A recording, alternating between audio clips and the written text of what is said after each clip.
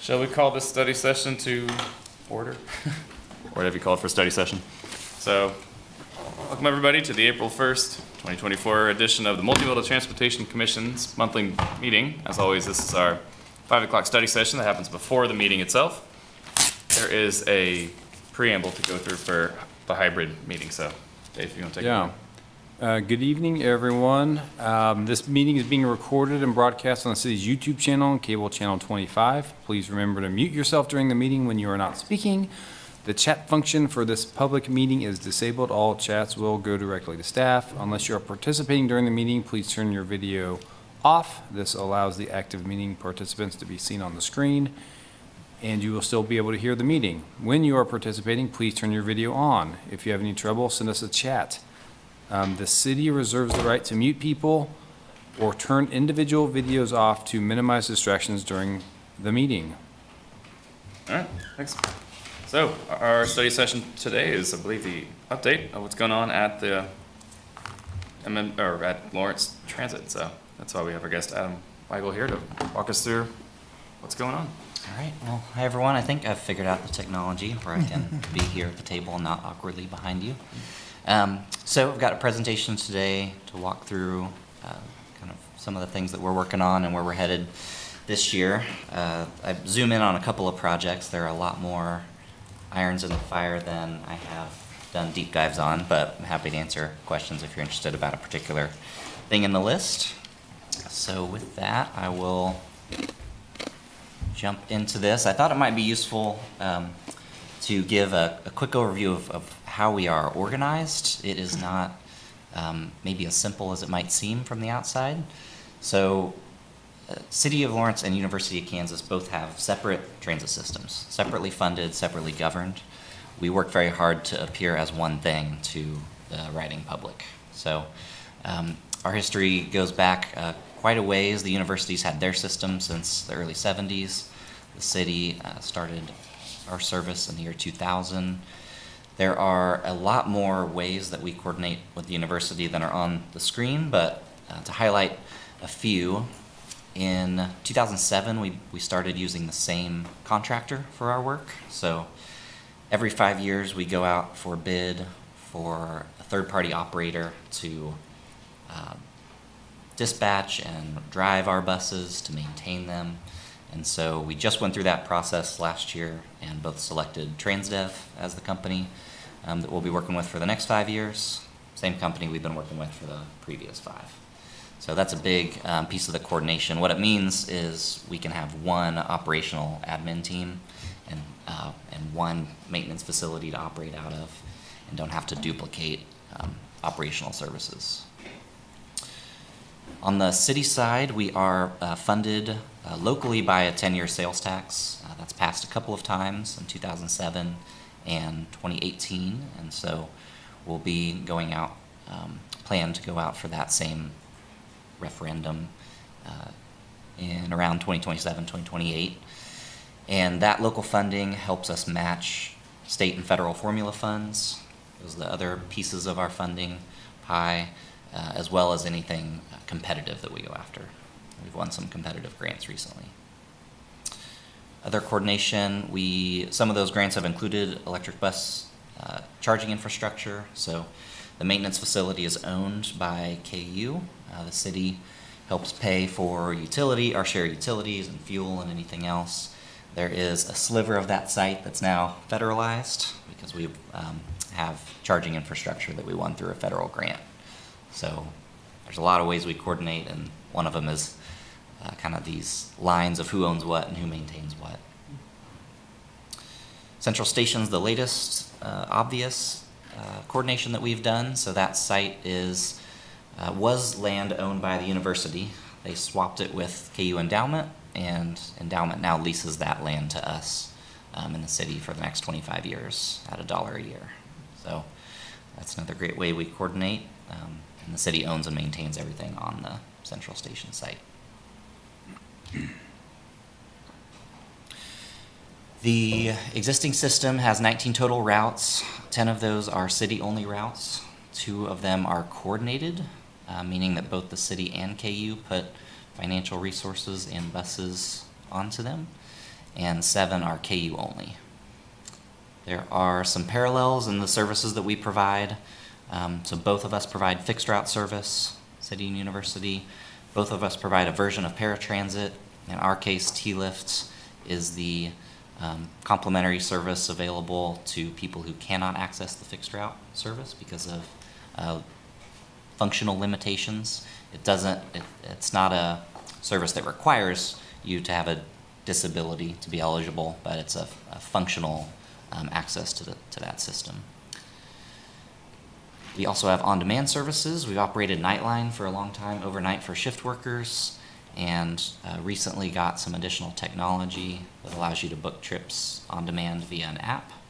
And so that service, Lawrence Transit On Demand, is available overnight and starting just this last January on Sundays as well.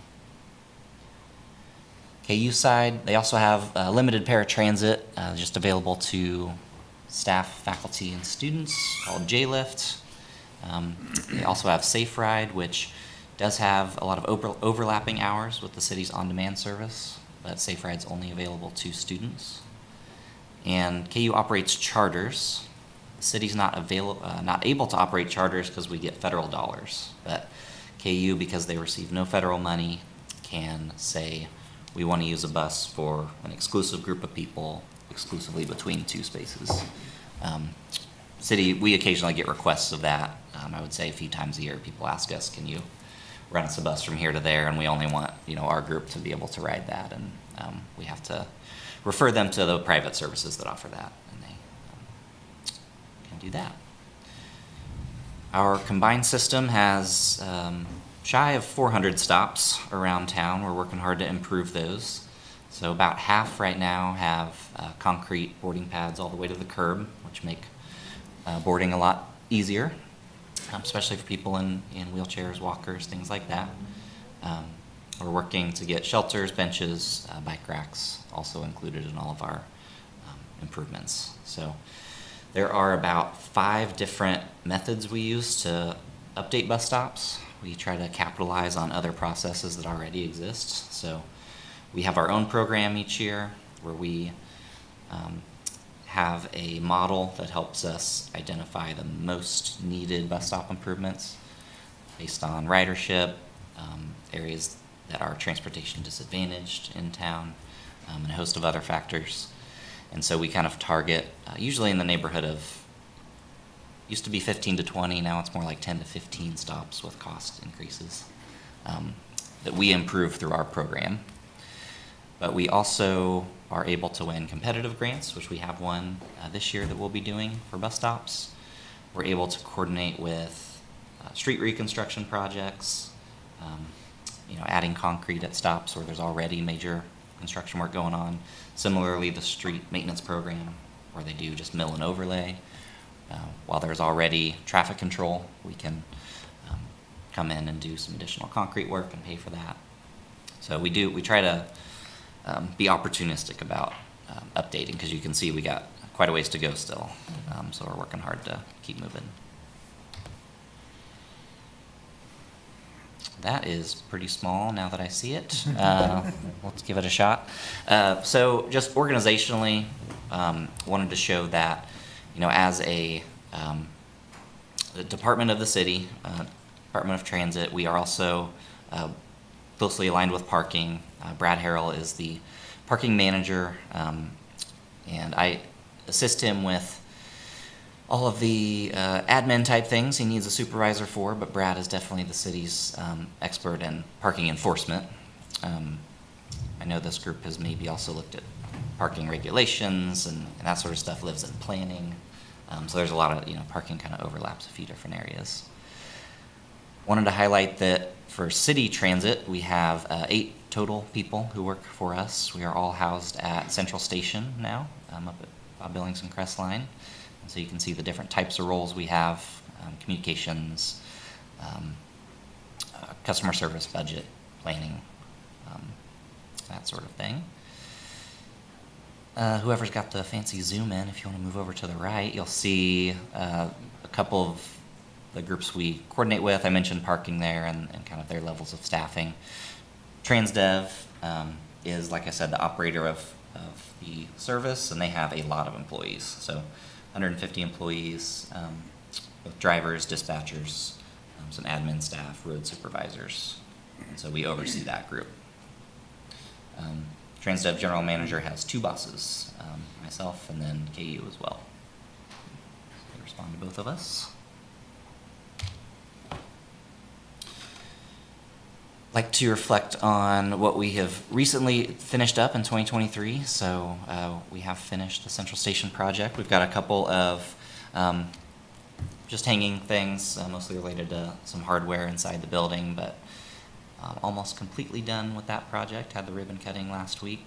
If you have a chance to make it out there, we aimed for something that was not a Spartan transit experience. We aimed for something that was a modern, convenient, comfortable transit experience. So you'll see a lot of technology and other hopefully thoughtful things that riders and people visiting the site will recognize. Mentioned on demand, so we launched that service overnight last year, started Sunday this year. Our first 5 electric buses have gotten more than 100,000 miles under their belt out driving around. So we've had some sporadic issues with batteries and chargers and different things, but we've been able to troubleshoot those without too much challenge or too hard of an impact. GTFS RT is real-time information used for tracking vehicles. Grant-funded project through the state got us an open-source version of that, which means that real-time information is now not only available in the My Bus Lawrence app, but also in Google Maps. Transit app is our recommended app for the system because it does a good job trip planning as well as real-time information. And so that's been a really good tool to have. Fare-free pilot program was extended through this calendar year. We'll be looking at it again this budget cycle to see if we can continue to afford that. We're at a sweet spot here in Lawrence as far as the amount of federal funding we get and limited funds we have historically gotten from fares, where we hopefully will be able to keep accommodating, not having that additional roughly $300,000 worth of fare dollars, but still be able to put good service on the street. So prior to the fare-free program, our fares were covering about 3% of our annual costs, so not a huge piece of the puzzle.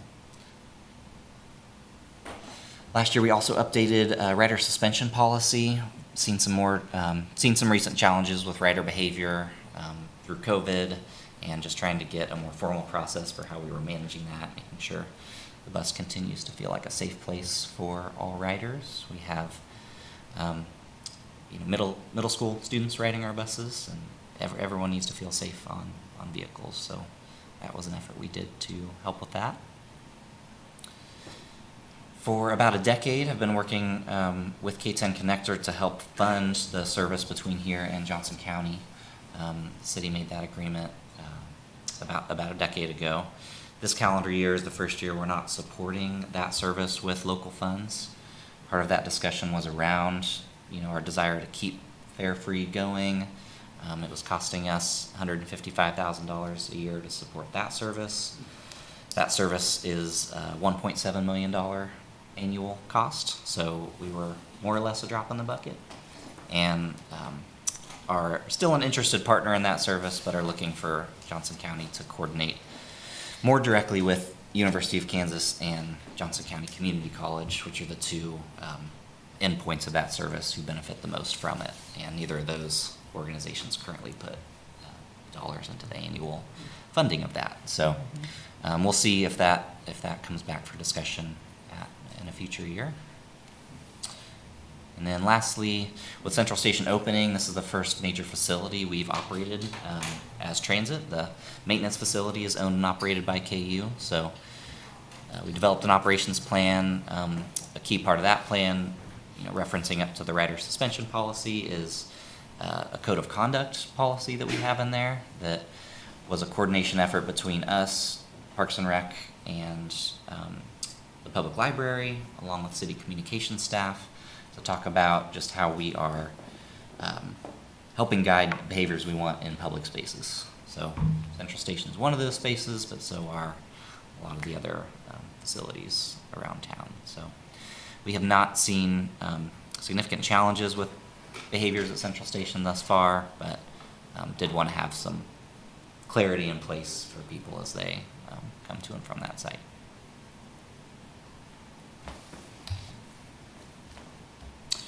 This is my shock and awe campaign that I like to give PTAC every year. So this is really just to help paint a picture of on the left side of the screen, those are programmatic things. They are day-to-day things that our staff has to do that are going to show up every single year. Our financial management, our federal and state grant management reporting, that stuff is never going to go away. There's no end date. So it's part of our workload every year.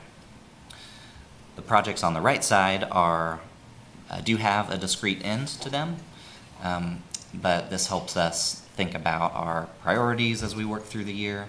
Sometimes there will be new priorities or discussions come up through PTAC, and this can be a good way to reflect on where it fits. Do we have capacity to take on some new effort as it relates to the other discrete projects we're working on?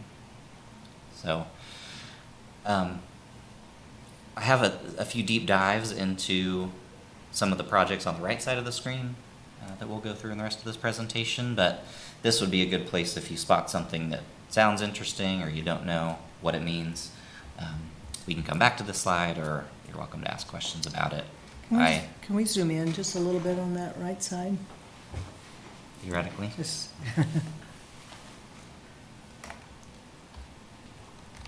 interesting. Oh, there we go. Yeah.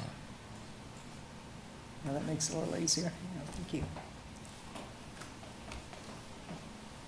I unfortunately left some just pure acronyms on there. Some of the acronyms are pretty long, so I decided not to write them out. But NTD is National Transit Database. We have an annual reporting effort for them that is kind of like a project because it's primarily a 2 to 3 month specific effort. And then drug and alcohol management, something system information perhaps. That is another federal effort that we have to take on every year. AIC grant shows up in a lot of places. We asked for 5 discrete state projects through the state AIC grant program a few years ago and thought we'd win a couple of them, and we won all of them. So that's great, but now we have a ton of work to do. So I tagged kind of the AIC projects that we got through there. A few different bus stop improvements, and this is where you can kind of see the different ways we make those efforts. So Phase 3 local, that's our local program. That money's in the budget. We planned on those design and construction of prioritized bus stops.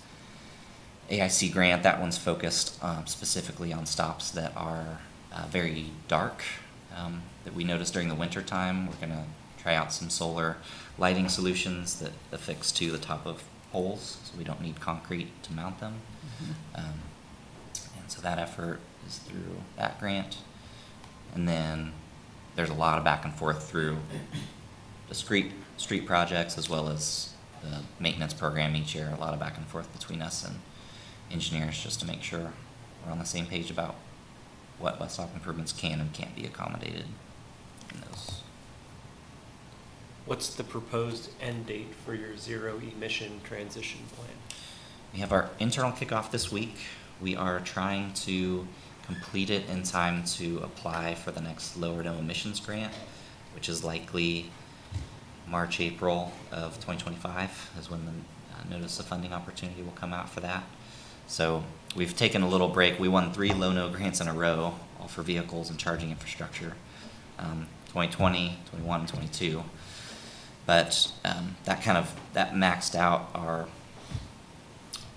pilot area, if you will, of where we could set up that infrastructure. And now we need to figure out how we're going to get from 11 electric vehicles to 50, which is our whole fleet. And so this plan will help us lay out a path for that. It'll be a very technical plan, as opposed to a lot of the stuff we do is a lot more public facing. This one will be more budgeting and like site planning, and also service planning with different vehicles, and can they achieve a full day of service? If not, how many vehicles do we need to achieve our service? So the hope is that, yeah, we'll know quite a bit by the end of this year, and then keep polishing it off early next year. What's the typical useful life of an electric bus versus a gas combustion bus? No one knows yet. The feds have set the same parameters around electrics as they have for diesels on the useful life. So they allow you to, if you've bought an electric bus with federal money, you can retire it at 12 years or 500,000 miles. I think we're hopeful that with so many fewer moving parts that we can potentially just buy the new battery system, because batteries will degrade, but new battery system will be a couple $100,000, a few $100,000, as opposed to a $1.2 million bus. But if the other pieces can hold up, hopefully we can get, it'd be great to get 15 years out of these buses instead of 12, and start to push our vehicle replacement to be a little more accommodating. And you kind of, in general, you don't have to get technical with it, but you mentioned some of the glitches in terms of working it out as you move to electric vehicles. Can you characterize those in some way? Yeah, the biggest what the challenges were? biggest challenges have been battery-related issues that we cannot diagnose or fix ourselves in our shop. We have to go to Kansas City to the Cummins dealership to fix. Cummins has the battery system in our first round of buses. There's a different battery system in the second round that just deployed. But that's been the most frustrating thing, is because I think those agencies are learning that they need to staff up more techs to be available for short turnarounds. I know we had some early issues where it's like, bring the bus up and take us 2 weeks to diagnose it. I need this bus tomorrow. Or this afternoon. Yeah, so there's been some friction there, but I think some improvement in how we've been able to turn around those fixes. Interesting. So the electric buses are Cummins, or at least the powertrain is Cummins, a company known for its diesel engines? Yes. That's interesting. Yeah, so Gillig is the bus manufacturer, but their powertrain system is Cummins.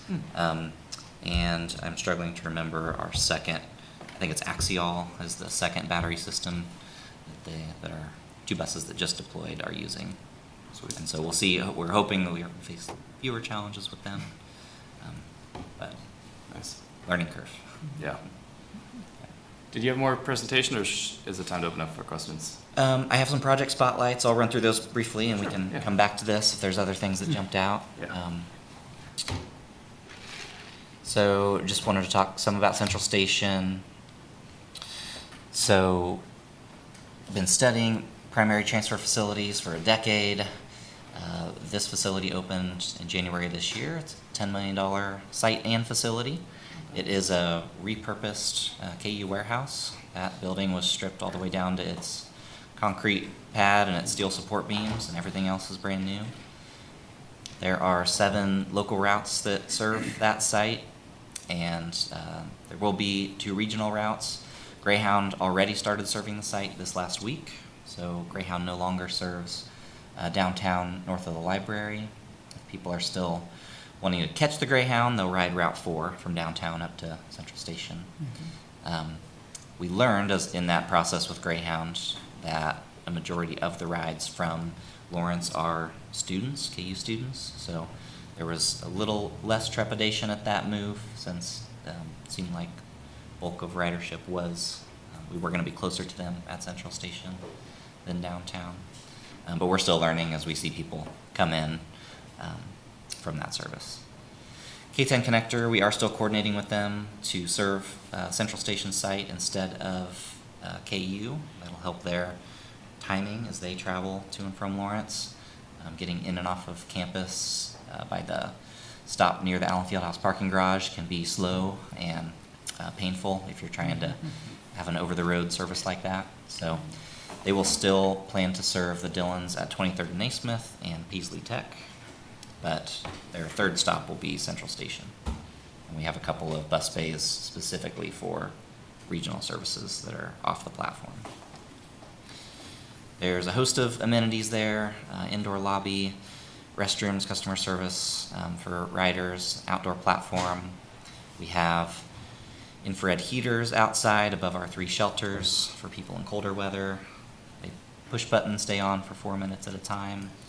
There are digital signs with real-time departure information. There are digital interactive kiosks for people to plan their trip or see other services.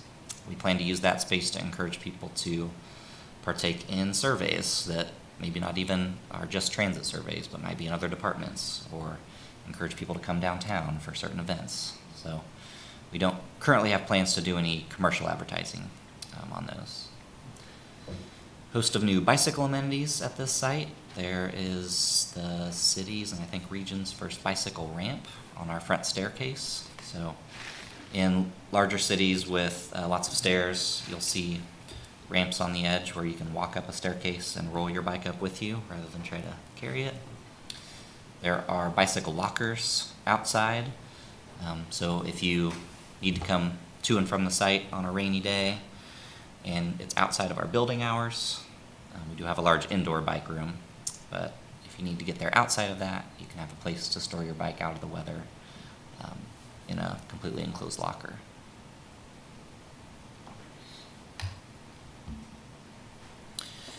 We have some additional partnerships. That stained glass is in the bike room, so there's a bunch of bike racks in there. It's a really wonderful room to visit in the afternoon if you have a chance with the sun coming in. We have a partnership with the Lawrence Public Library. There's books that you can cheaply purchase up in the lobby area. People also sit and read or take books on the buses. We are still working on a vendor space, trying to, in the same area, get a little coffee and snack stand. We haven't found the right vendor for that yet. Our hope is that it's a entrepreneur space, ideally for BIPOC entrepreneurs to have a space rent-free, utility-free, that they could try to start a business and then move on to something bigger. But I haven't quite found the right way to make that work yet. Conference room that we use not only internally, but for advisory committee meetings. We will be using it for outreach. We can open it up to the public area and have people come in and look at maps or any materials we want them to integrate or interact with. We've never had a facility that allows us daily interaction with bus drivers. A number of our staff ride the bus, but we have one break room that our city staff and drivers use.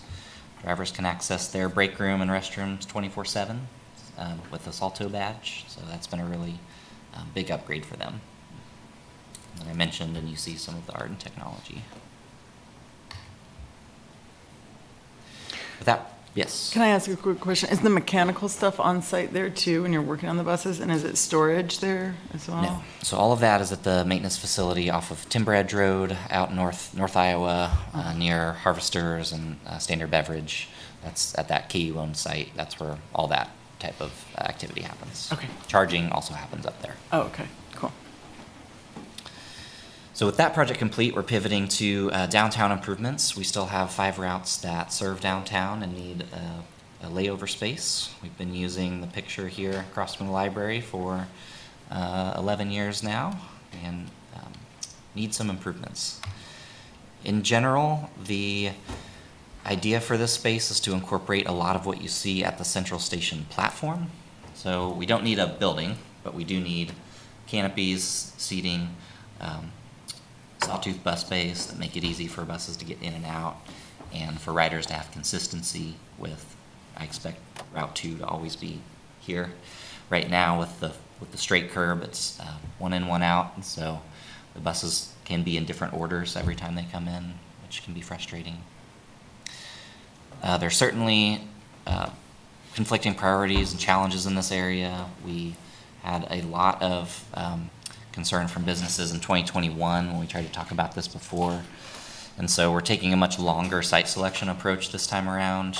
We've had 2 steering committee meetings that have gone well, but we'll be spending the entirety of this calendar year selecting a site and won't really get into any design work until early next year. So really taken a longer approach.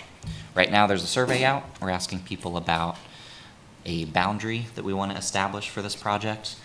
One of the challenges a couple years ago was at the 11th hour, there were a lot of ideas of sites that we didn't think felt like they appropriately got people to and from downtown.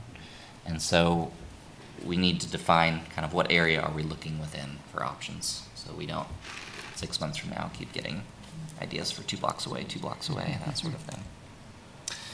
This project also won some AIC money, so $2 million project overall, but 80% funded by federal grant for design and construction, so excited about that. I briefly show the 3 major steps that are part of this work. So I talked about defining a boundary. We also need to define what criteria we're evaluating sites on. And so this is work that the steering committee is going to help us with. But there will be, that criteria won't necessarily be pass-fail for the most part. There will be some size requirements for the amount of space we need for 5 buses to operate. But there will be a lot of things that are gray area or value type decisions that we just need to note, how many parking spaces would this site displace? Does this site replace park space or not? There's things like that that aren't absolute no's or absolute yeses, but we want to, with the steering committee's help, use those type of criteria to start ranking what we think kind of fits the community values best. Second step will be the step that everyone's very excited about and always willing to do, which is tell us exactly where they think the best site is. We do want to hear that. We've heard some of it in this first survey that we have out, which is fine, but we'll be specifically soliciting this again a little later this year. Once we have a boundary, we'll say, okay, any and all ideas are welcome. They'll all be scored or ranked against that criteria that have been developed, but we certainly don't want people to think that we have not considered an idea that they think could be really useful. Third step, which will be the most challenging step, and this is where certainly the public comment will increase, is the steering committee will work, once we have any number of site options, to rank those the best that they can and provide a recommendation to City Commission for 3 to 5 sites that we actually want to do design work on and select one to move forward with. The example on the right is an attempt at showing, our hope as staff is that out of all the ideas we get, hopefully there are more than 3 or 5 that could functionally work. Some obviously might be better than others for different reasons. But if, for example, the commission is comfortable with site 1 and 2, but not site 3, maybe they give us the go-ahead to design for sites 1, 2, and 4, for example. And then we choose the final option out of those. So we'll see how it actually plays out, but that's what we're thinking is a likely outcome. This kind of repackages the timeline I talked about, but we are, first quarter of this year, like I said, working on the boundary. As we get into the second quarter, looking at candidate sites, evaluating against the criteria.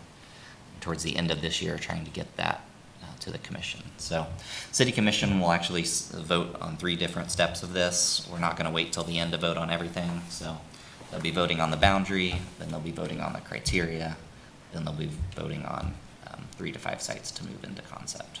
That's a good idea. So we don't want to put all the eggs in the final basket. Talk about electric buses. I'm being cognizant of time and questions. I'll try to move a little quickly here. We have 5 buses that have been out for about a year. We got 2 new buses that are about 50% more battery capacity, and they've been operating for about a month now, and they're doing very well. Those 2 new buses are staying out all day and still coming back to the garage with 50% battery remaining. So that'll change as it gets colder, but we feel pretty good about the range of these. We will have different vendors and bus sizes coming in our next 4 buses. And so we're kind of in the early stages still trying to test out different use cases. 2 of those buses will be low-floor electric cutaways. So cutaways are the smaller size vehicles you see out there. And there's a good one on the market that we want to see how it operates in our system. And as mentioned, we're working this year on the transition plan to help us get past the pilot stage and more into, okay, how do we meet those 2035 goals that the city has for renewables? Some hard-hitting stats. These in our presentations are sometimes accompanied with icons of leaves and dinosaurs and gas emissions and things like that. So just paints a little picture of the impact, I think, which is pretty significant. So is that impact somewhere on the outside or inside of the bus for people to see as part of like the branding of the thing? Yeah, we haven't tried to somehow push out that information, kind of in a branding sort of way. I mean, we definitely try to make it obvious when a bus goes by you that it's electric by having the word electric in a lot of different places. Mhm. That clean, quiet electric we have on the back of every bus. People are sitting behind it in traffic and things like that. But I think that's probably a good idea as we keep gaining, really impactful numbers of impact like this, how do we get that info out? We have a lot more digital screens to work with now, so that's a good way to keep that updated. I guess that is it for the spotlights, but I'm happy to answer other questions or go back to anything. Yeah, thanks a lot. So far, so good. I have a feeling everybody has at least some questions because this is something we haven't heard about in a while. So maybe we just go around the horn and one question each and see where that takes us, and just to kind of be egalitarian here. Otherwise, I worry I'm going to run the meeting. So, Pat, do you want to start? Sure. I was curious about the K-10 connector, and, I mean, with us not funding it, do you think there's any chance that would go away, or have they indicated that it's pretty strong support to continue it? So they are definitely going to reduce some service levels by the amount that they had thought they were going to receive from us and are not. So I think they'll look, to our understanding, are looking for the lower impact ways to do that. I think during summer there will be less frequency on that service, and during semester times, expect service levels to stay the same. Like I said, that number's pretty different from the full operations number. I don't know if they will spot an opportunity to gain more ridership with $1.7 million in a different way. I don't know what those politics will look like, or the return on investment of formula dollars. By Plus the universities involved, whether they'll step up to provide, replace some of that funding. Yeah, I mean, we certainly weren't trying to light a fire or anything, but we were eager for the universities to step into the conversation because it greatly benefits them and people trying to get to and from those specific endpoints. So we just want to make sure it's all parties having that conversation. Thanks. Ed? Anything? I've got a question, but I just don't know really how to address it. When you're talking about the ride share thing, I think it was going to go into Johnson County. Yes. So you said you guys did away with the cost of that? Correct. So about 10 years ago, Johnson County negotiated with the city for us to help fund that service annually and give them, for the last 5 years, it's been $155,000 we've budgeted for that service. Now, are you guys using the electric buses on those routes as well? No, so that service is owned and operated by Johnson County. Their buses, they maintain them. Oh, okay. They drive them to and from Johnson County. Okay, so it really doesn't save us any money then, the city of Lawrence. Part of the challenge, part of the other challenge for us is that, every service dollar we put on the street, we record ridership for that. And that ridership is reported to the federal government, who then gives us formula funds based on that ridership. So in this case, we're paying for service that we don't report or we can't claim Recapture. any of the ridership. Yeah. It's their ridership. And so there was no ROI. There's clearly a community benefit, you know, like all regional services are tricky is maybe one broad statement I would make. Just politically, we've tried to talk with KDOT about their role in operational dollars, especially ones that cross jurisdictions, because it can be very hard to task one agency with the fleet and operational dollars. You don't make your money back. They're not making all their money back from the ridership they get. It's a small percentage. But we were getting nothing. Yeah. So that made it harder. Interesting. Yeah. All right.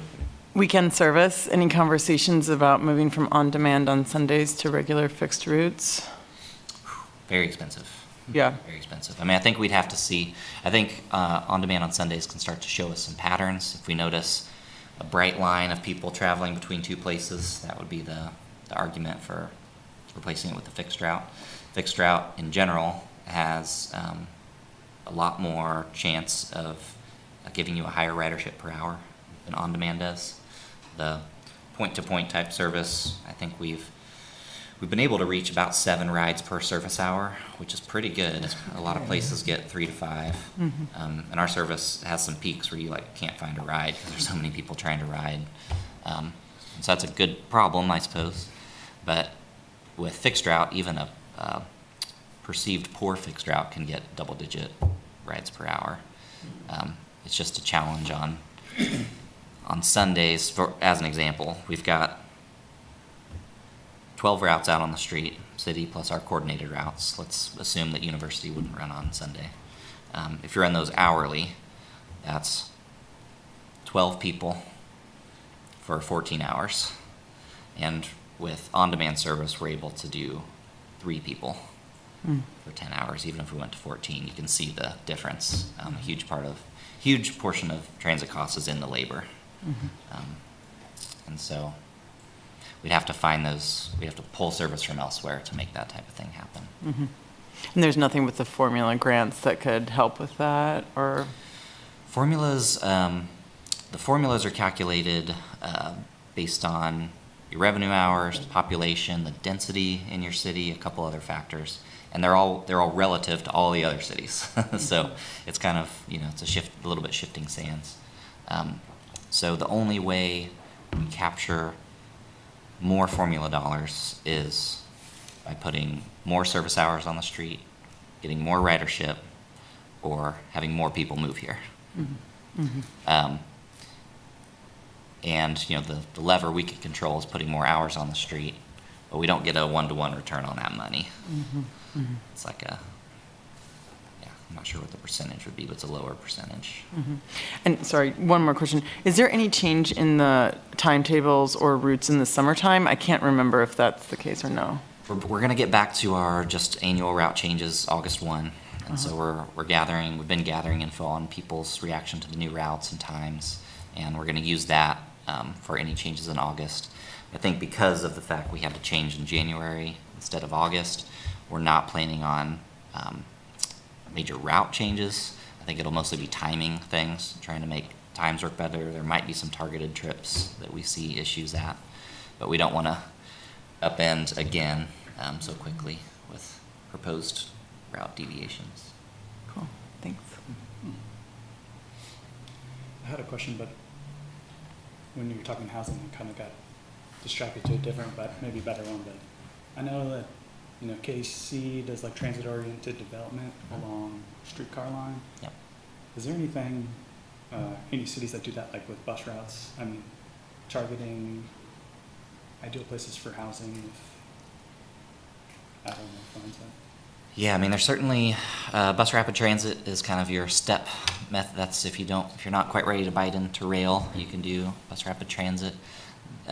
It's always my perception, having not done those actual type of projects in other cities, my perception is that it is a gradient in the amount of development interest you attract with rail versus bus with BRT. There's a permanency in rail that high-rise developers quite like, and maybe BRT, even though those stations can be pretty fixed, big concrete ramp areas, that can still feel less permanent. So maybe you don't get the enthusiasm of private density around that. I mean, I know Indigo has done great work with BRT recently. They're quite a bit bigger than we are. So I don't know, in a city our size, kind of what our options are. I know there's TOD grants, planning grants we can go for, that would probably be a good start. You know, there's a historical rail line from downtown up to campus using 9th and Mississippi,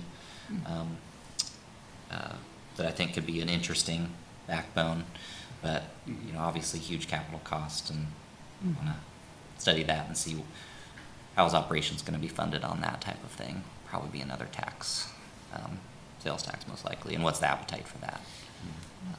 A lot of moving pieces, but I do think there's TOD planning grants that could be an option for us to go after.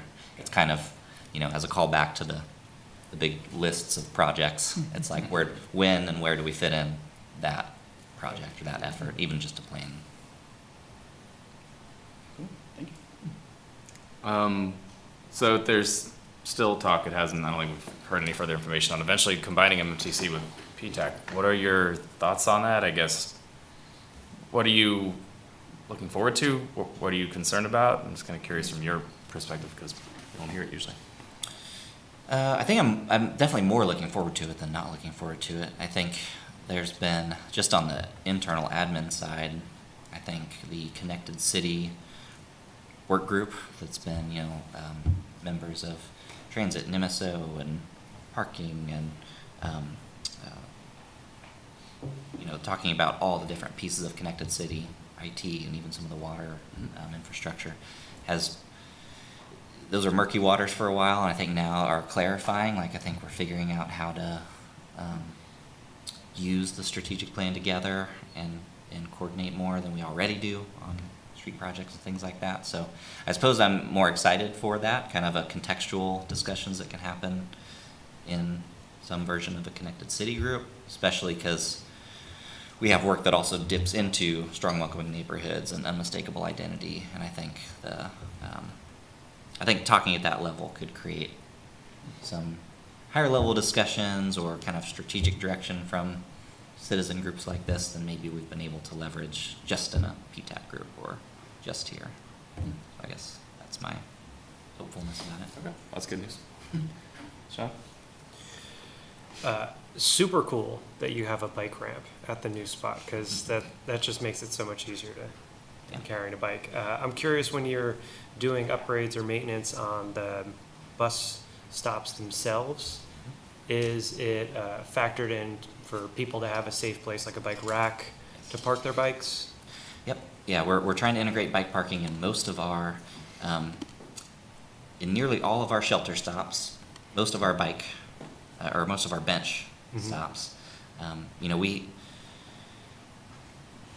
it's a little bit tricky when you think about usage. People do like to have their bike parked, even if it's locked somewhere in a place that they feel comfortable, some eyes on the street sort of mentality. And so we don't see high usage in some neighborhood stops and things like that.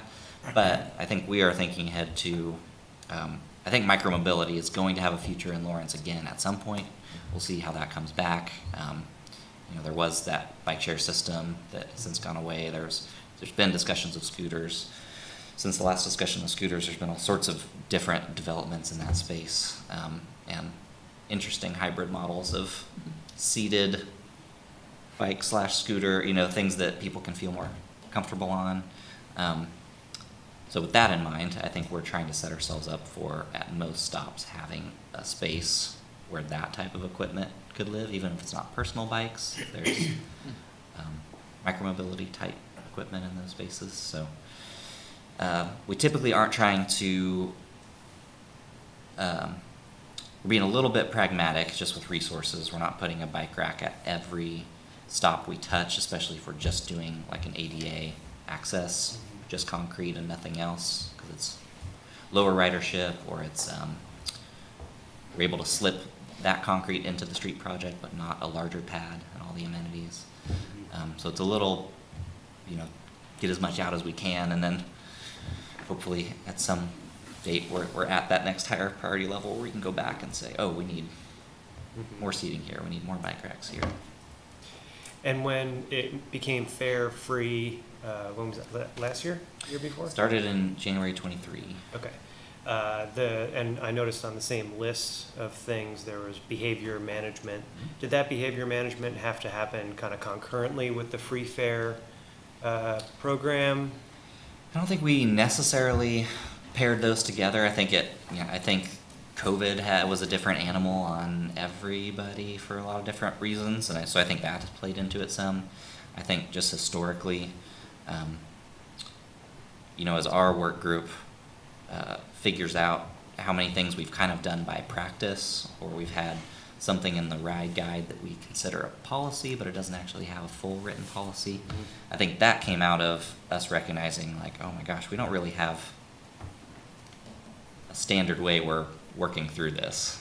And so we had enough incidents that we're like, okay, we need to get something on the books where drivers know what they're supposed to do, road supervisors, us as admin staff.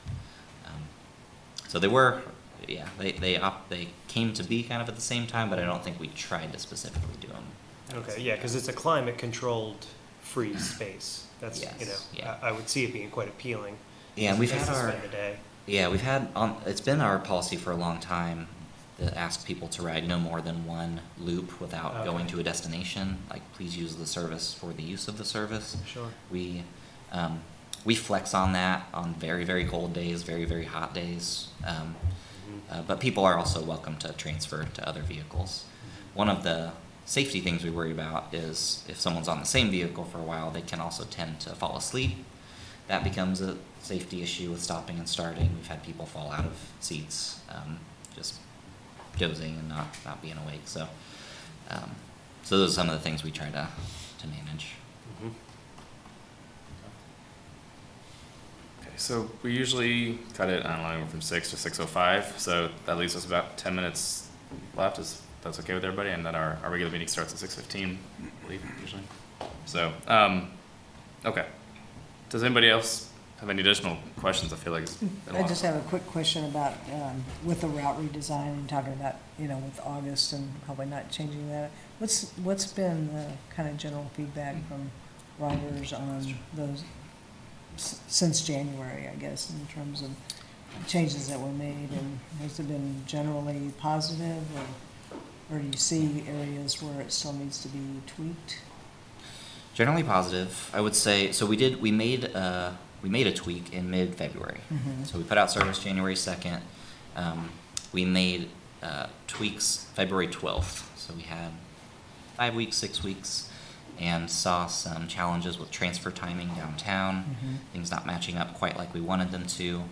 There were a couple of morning trips that we were able to find resources for to help kids more easily get to school, particularly from the Holcomb Park neighborhood through Billy Mills and LHS.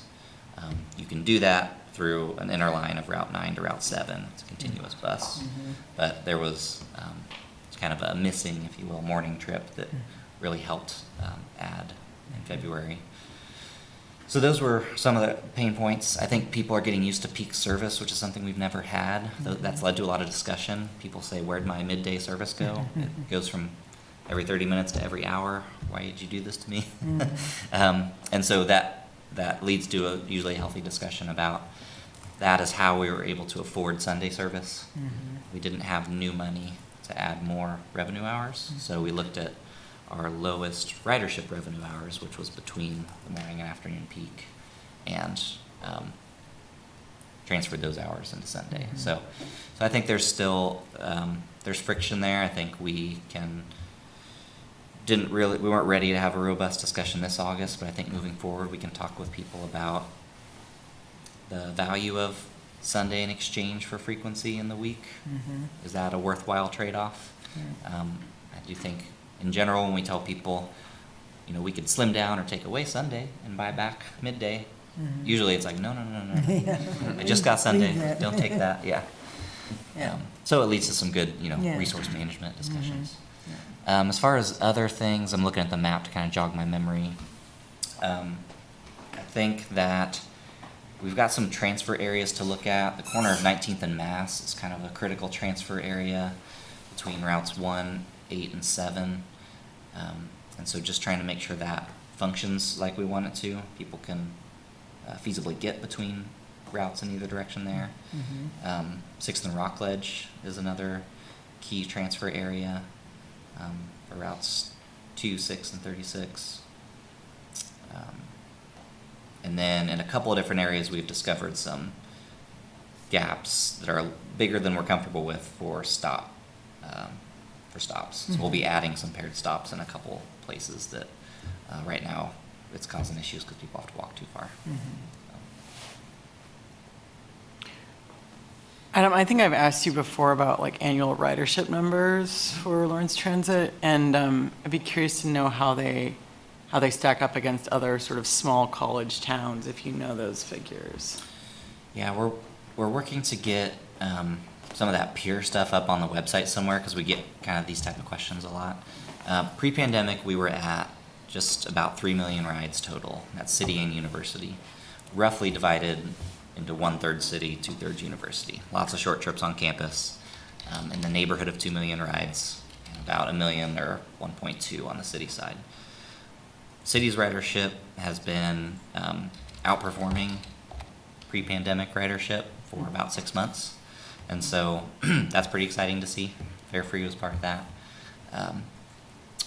And so I'd have to look at 2023. I believe we crested 2.5 million again. So we're getting back towards that number. There's still some sluggish university routes that we're trying to figure out. The university, when they went fully remote and came back hybrid, it's been a slower path back to ridership for them than it was on the city side. And so that's, I think, where there's still some room to gain. We do also have people, I don't have good comparisons yet, but we're trying to compare our Sunday on-demand service with our midday and trying to understand how that, what are we gaining or losing in that space. Peer comparison wise, we look at a host of college towns a lot in the Midwest, but we also look at 3 levels of peers, if we want to call them that. We have our Kansas comparisons, so we look at Topeka, Wichita, Kansas City, Kansas, and Manhattan, and we're kind of in the middle of that pack, size-wise. We typically are the highest ridership in Kansas, have been many of the years. Our next level is more of our traditional peer group. It's a lot of college towns. Try to get population and systems about the same size. Ames is somebody we look at for to try to model. They're a university-based system and have a lot more short trips, so they maybe have an inflated ridership number, but it's higher than ours, so we're always trying to aim for that. But we perform well against some of the other Columbia, Missouri, and Boulder. We perform very favorably against those. And then we have a 3rd level that we look at, which is like our national best practice type cities. We look at Indianapolis, because it's at least in the Midwest, quite a bit larger. We look at Kansas City, and then like DC, New York, Seattle. Try to get some of the bigger play and just see what kind of innovative things they do, and can we pull anything from them. But yeah, we're trying to paint that picture of like how are we doing in comparison to others a little better. I looked at Indigo's ridership at one point. I don't know if it was pre or post-pandemic, but it was 8 million rides a year. So just the fact that when you think about the per capita ridership in Lawrence, that's amazing how well we're doing here. I mean, it's like 100,000 people versus well over 1 million people in that region. Definitely punch above our weight. And one of the things I didn't mention with university coordination is they don't get any federal funding, but they do agree to submit National Transit Database ridership numbers. What that does for us is it allows us to qualify for a few other formula pieces of the puzzle. So they have this small transit intensive cities piece of our formula stick, and we get more than $1 million every year in formula just because we have lot of rides for the community of our size. And that comes back to us in federal dollars. Great. Let's see.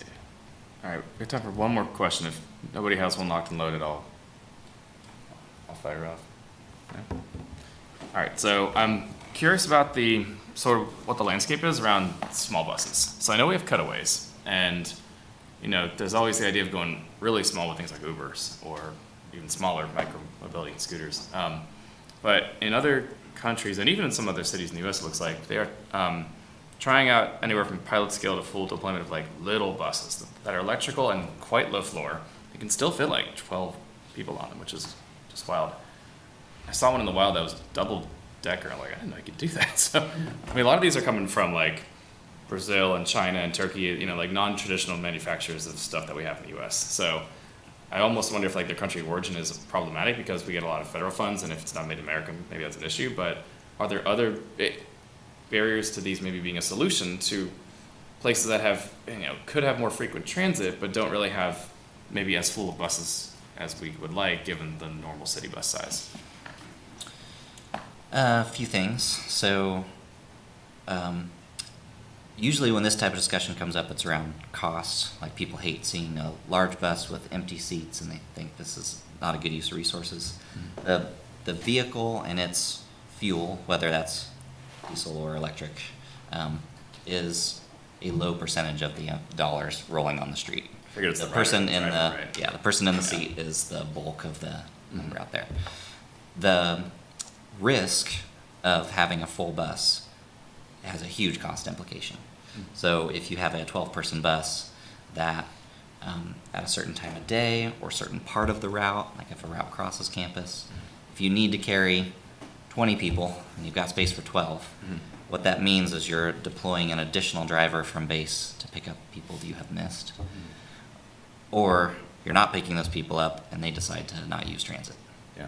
And you lose ridership over time. So it's vehicle size in transit. I'd almost always rather be bigger than smaller, just to make sure we can accommodate what we need to. Now, smaller vehicles are much better for maneuvering around town.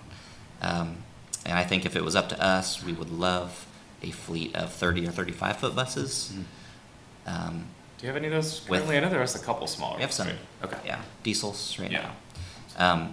And so that's a tricky part. The battery electric range has not caught up at that size. You have to buy the largest size to get the range we need, Okay. fit the batteries on it. And so when that time comes, I think we'll start tweaking our buses down a little bit. We certainly have cutaways that run in fixed route service already, and so we do try to match if we have routes that don't see those peak riderships at Yeah. times or locations, we put smaller vehicles on them. Yeah, that's what I was wondering, because I imagine there are some that definitely have a huge swing from, you know, peak to off peak, and maybe some are a little bit more consistent over the course of the day. Yeah. And, you know, in some cases, like with the American buses available, other than cutaways, there's only so small you can go. And you're correct that Buy America is a problem. There's not a ton of manufacturers out there, No. not doing the type of things you see in South America or Europe, Yeah. the US yet. It's pretty much Gillig and Eldorado. Gillig, New Flyer, and there's a few other players in the market. Interesting. Okay. All right. Well, thanks very much for Yeah. an hour and an hour plus of your time and catching us all up. It looks like it's a very exciting time in transit, so Sure. it's only going to get more exciting. I will plug our website. We do have a project section of our website. All the discrete things we do, we try to give as updated as possible of where things are at. At the very top right, there's a projects tag. And so just keep that in mind if you're interested in what we're up to. Try to keep that updated. Now we need to get out to Central Station. Every Yes. time I drive by with my kid, I was like, we got to go there someday. It's cool. So Please do. it's time for a field trip. All right. Let's recess till 6:15 is when we're planning to start the regular portion of the meeting. See you back up here soon. Thanks, Adam.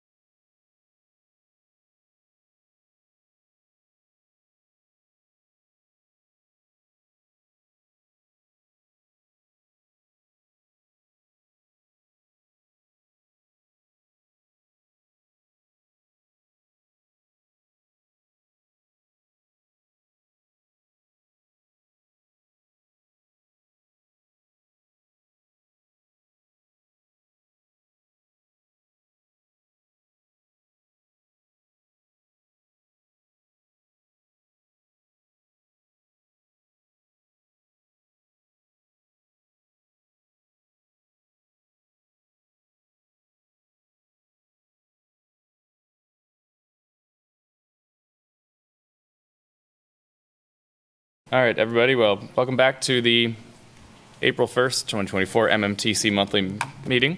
We've already had a study session from 5 to 6. This is now the regularly scheduled portion of our meeting. First task is to approve the minutes from the March 4th meeting. So I'm going to wait for anybody to voice any questions, comments, or proposed revisions. If I don't hear anything in the next couple of seconds, I'll ask for a motion to approve. I need to approve the minutes from the March meeting. I second. Okay, first from Colette, second from Carter, and all in favor, raise your hand. It's easier to see. Aye. All right, it's unanimous.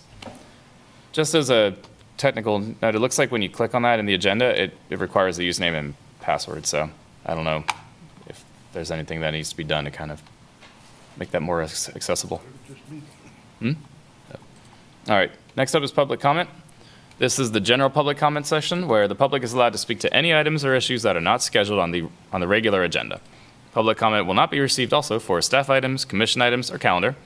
Each person or organization will be limited to 3 minutes. As a general practice, the commission will not discuss or debate these items, nor will the commission make decisions on items presented at this time. Individuals are asked to come to the microphone or turn the microphone on their phone, sign in, state their name and address. Speakers should address all comments to the commission. Is there anybody in the room who wishes to make a general public comment that is not related to any item on the regular agenda?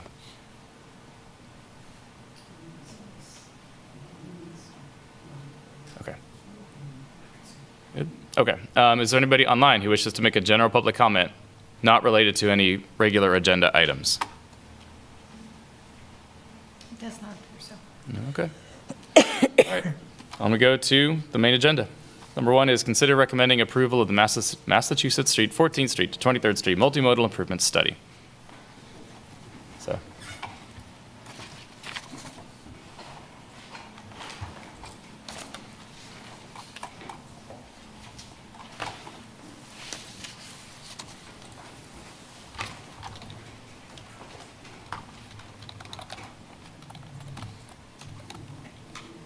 Hi, my name is Aaron Parker. I'm a senior project engineer with the City of Lawrence Municipal Services and Operations in the CMed Group.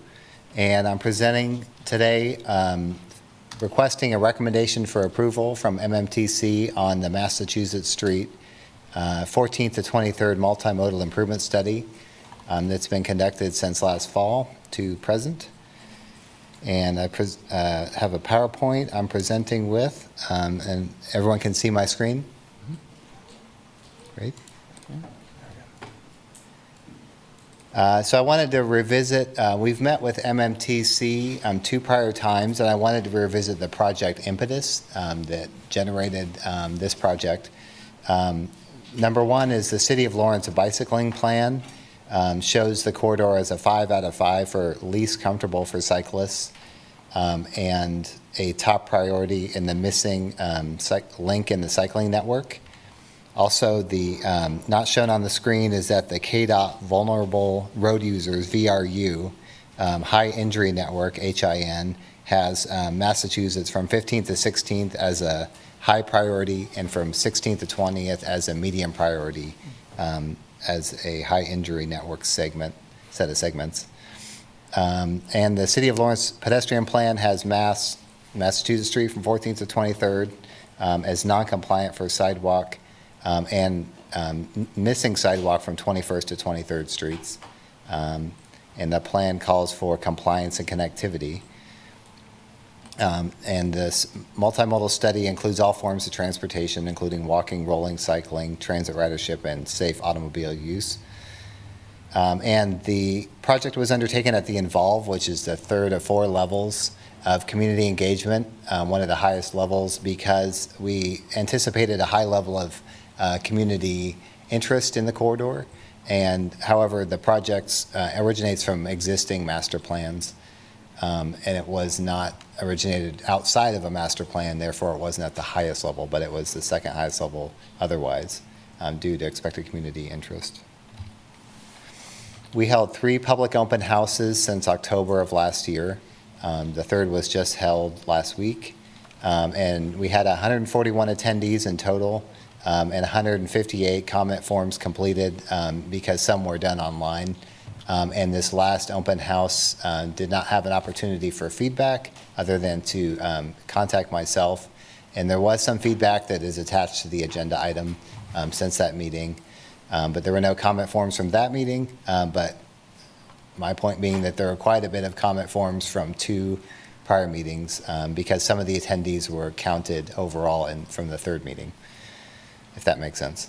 It's a bit circuitous. And so some of the things community members were asked to do was comment on the strip maps of existing conditions and the proposed improvements measures, and choose improvement types, and ultimately the profile and plan options. And then at the 3rd meeting, attendees were asked to review everything that was culminated from community input and the traffic study that was commissioned for the project specifically. The first public open house survey results showed these top priorities: improve sidewalk condition, preserve street trees. This is in order of highest votes. A roadway reconfiguration to accommodate bicycle lanes and reduce vehicle speeds, a 4-lane to 3-lane conversion. On-street buffered bike lanes, sidewalk connectivity, and then on-street separated or physically buffered bike lanes, ADA compliant pedestrian ramps, and it goes on.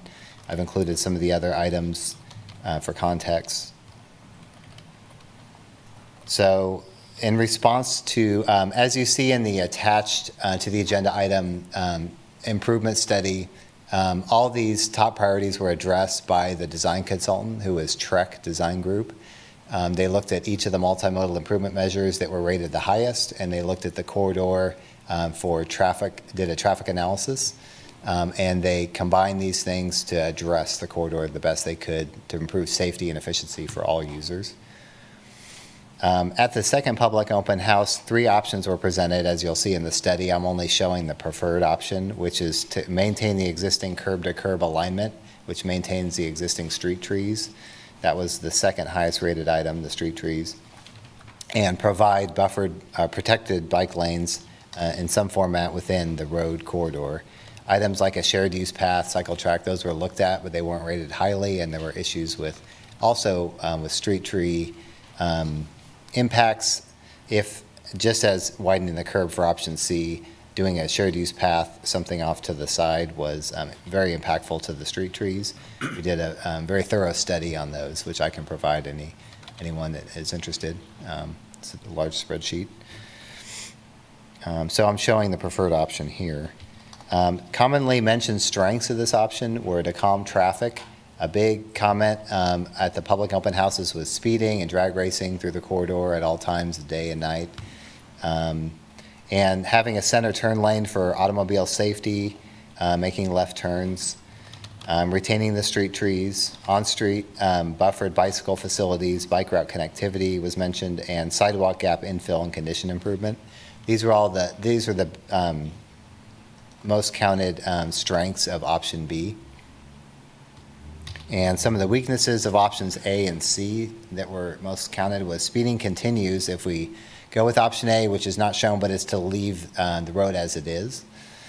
Speeding would continue. There's no cycling infrastructure.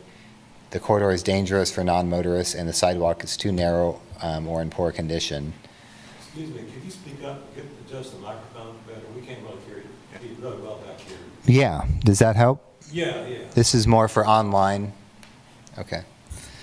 Option C is involves widening the curb lane to better accommodate bicycle facilities, but that would impact the green space and the street trees and remove a majority of the street trees based on the critical and structural root zones measured by the city arborist.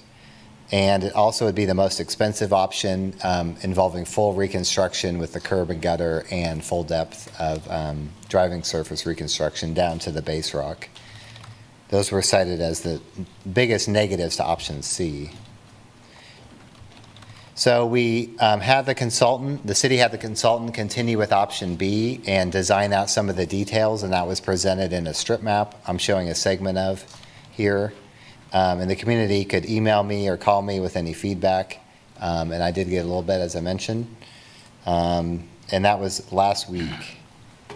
So right now, the study recommends a 4 to 3 lane road reconfiguration with on-street buffered bike lanes. And more on this will come from our operations division manager, the deputy MSO director, Mike Lawless. I'll bring him on to discuss some of the operational considerations to raise medians. We looked at, I looked with the solid waste manager at, we did some testing in a few locations, including directly on Mass Street, with setting out cones at exactly where the raised median would be. And due to driver and truck limitations, it is a little bit hard, not a little bit, it's challenging to get in there and pick up solid waste receptacles, any of the 3 types. Currently, we're not recommending physically buffered bike lanes, but that will be further studied during design, what the options are with that. And I'll talk about that a little bit later as well, Mike. Study recommends connecting Massachusetts Street from 21st to 23rd with sidewalk and reconstructing from 14th to 21st where it's non-compliant with ADA and city standards. That will include widening where it needs to be reconstructed and where able to. The MSO design criteria call for 6 feet wide sidewalk on arterials. So we would look at that where non-compliant. At least.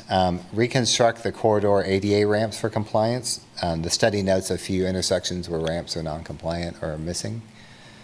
Preserve street trees with no widening is recommended. Protect the intersection at 19th and Massachusetts Streets with, in this case, the intersection is balanced and very busy. We're recommending protection for left turn movements adjacent to the intersection. A hawk traffic signal replacing the signal at 17th and Mass. A hawk to cross Massachusetts Street for pedestrians is recommended.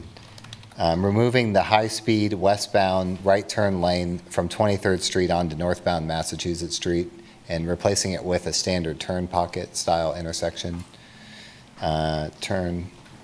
Providing mid-block crossings with rectangular rapid flashing beacons and refuge islands at 2 locations, and improving the bus stops concurrently with floating bus islands to accommodate passengers unloading and loading, and the bike lane being right there where that would happen. And here's some pros and cons. There's quite a few pros to roadway reconfiguration, specifically option B, and the con is a slight increase in vehicular travel times. As we know, vehicles can tend to speed through a section just to stop at a stoplight.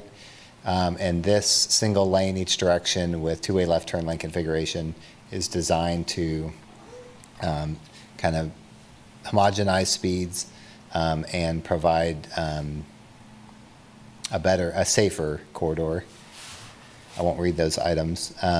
So 4 items that were kind of outstanding at the last MMTC meeting I wanted to revisit were lane narrowing. Right now, due to the bus, truck, and solid waste routes, lanes are recommended to be 11 feet wide to promote lower speeds. Lanes can be as narrow as the least wide 10-foot that's recommended when there are multiple lanes in each direction, with some wiggle room for larger vehicles to mirrors not conflicting in adjacent lanes. With this project, we have a 1 lane each direction with this 2-way center left turn lane, and we don't recommend going narrower than 11 feet because of the fewer lanes is expected to slow speeds, and lane narrowing is not needed. Lawrence Transit and Solid Waste support the 11-foot lanes strongly, and lane count is expected to lower speeds, as I mentioned. Lane widths can be determined during the final design by a professional traffic engineer. I did see the attached item from the, I don't know the entity, Sustainability Action Network. Is that it? Okay. And that is something that could be further studied. And that's something we can discuss during design and bring in these considerations. Right now, we're at concept design, and we're hoping just for MMTC approval of the concept and to stay engaged during design with some of the details. We did add a comment on the profile of option B for the third public open house that says these dimensions are here just to make sure the infrastructure generally fits and is subject to adjustment during design. And that was received no issues from citizens. The corridor center median, we believe the two-way left turn lane accommodates a safer turning movement scenario, especially left turns, and reduces crashes. Therefore, a center median is not necessary. A center median would remove left turn ability if it's done throughout the corridor, not just adjacent to the intersection at 19th as proposed. That wasn't studied in the traffic study, and it might have fairly significant impacts to adjacent roads. And we don't recommend doing one of those, including one of those. And two-way left turn lanes may reduce accidents relative to center medians in some cases where drivers are using risky maneuvers to accommodate their trips, going on side streets and going in folks' driveways too close to intersections. And we feel the two-way left turn lane is the safest option for the corridor. There also are a lot of driveway, quite a few 60 residential driveway approaches. Well, I think that's residential and commercial. But quite a few approaches in the 9 blocks. We feel it would be highly unpopular by the residents in the area to have a center turn median. There are also some logistical issues with a tree median, with sight distance, potentially with utilities and things like that. The third item was solid waste accommodation. As I mentioned, we did some testing. There would be significant, if we did a raised median, solid waste would have to pull in and the median would have to stop ahead of the driveway to account for the turning radius. And as I mentioned, driver skill to pull in. With the limited width of the bike lane and median zone, trucks were found to stick out into the travel lane enough to stop traffic with the testing that we did. The other option would be a rollover curb, but that would have significant O&M costs. And it could be a lot less likely to stop vehicles from traveling into the bike lane. Cars would roll up onto it, and it would probably bring the zone into their attention, but it would probably not have the same protective features as a standard curb. We also looked at straddling a median, having a lower median that's straddled, and operations believes that there are a lot of several constraints that drivers have to take into account when they're picking up solid waste, and it would be challenging to straddle a median while also paying attention to traffic, and so on and so forth. Also, they'd have to watch for bicyclists trying to pass a truck before they put the arm out on the right side. So we didn't think that was feasible, and we don't recommend that. Mike will talk more about the physically separated bike lane constraints for O&M costs, which we didn't account for with our grant that we're applying for, including specialized snow removal equipment, sweeping, asphalt replacement in the bike lane, where asphalt might have to get bucketed over and rolled with a small roller, be extremely inefficient, logistics and so on. And then... Just please continue to speak up, really keep speaking. Lower, Speaking lower, down, but yes. maybe they can hear, we can't really hear you. No problem, yeah. Maybe raise the podium. Oh, thank you. Do something that we can hear you back here. Okay. The last item that MMTC did not bring up, but there was significant public comment about was, not significant, but some outspoken comment was the Hawk signal replacement of the traffic signal at 17th and Mass streets. The existing signal at 17th and Mass was studied because there were a high number, an unproportional number of rear end, as well as other types of accidents. And we studied that intersection and found that a lot of the rear end accidents were due to cars waiting to take a left turn at the intersection. and that was unexpected. Also, we found that a signal promotes rear-end accidents. I'm not a traffic engineer, but the information is in the study. And the intersection is low volume enough on the side street of 17th Street that it does not meet a warrant. Warrants 1, 2, and 3 from the traffic engineer for volume. But it was studied for pedestrian count over a peak hour and found that it meets the HAWK warrant. A HAWK was not a technology available at the time the signal was put in. If it was, it would have been put in instead of a signal because the reason the signal was put in was due to a pedestrian fatality. And so right now we're recommending signal removal and HAWK installation at 17th. It's notable that the HAWK is the technology per the pedestrian table. There's a table I've noted in the staff report in the pedestrian guidelines that calls out a HAWK at intersections and RRFBs at mid-blocks where a center refuge island is available with the two-way left turn lane. And we don't feel there's a conflict between those two technologies in the span that they're in. They'll be recognized by the traveling public. And that is what I have. I'd like to bring up Mike Lawless, Deputy MSO Director, to talk about operations costs. So, why not, Mike?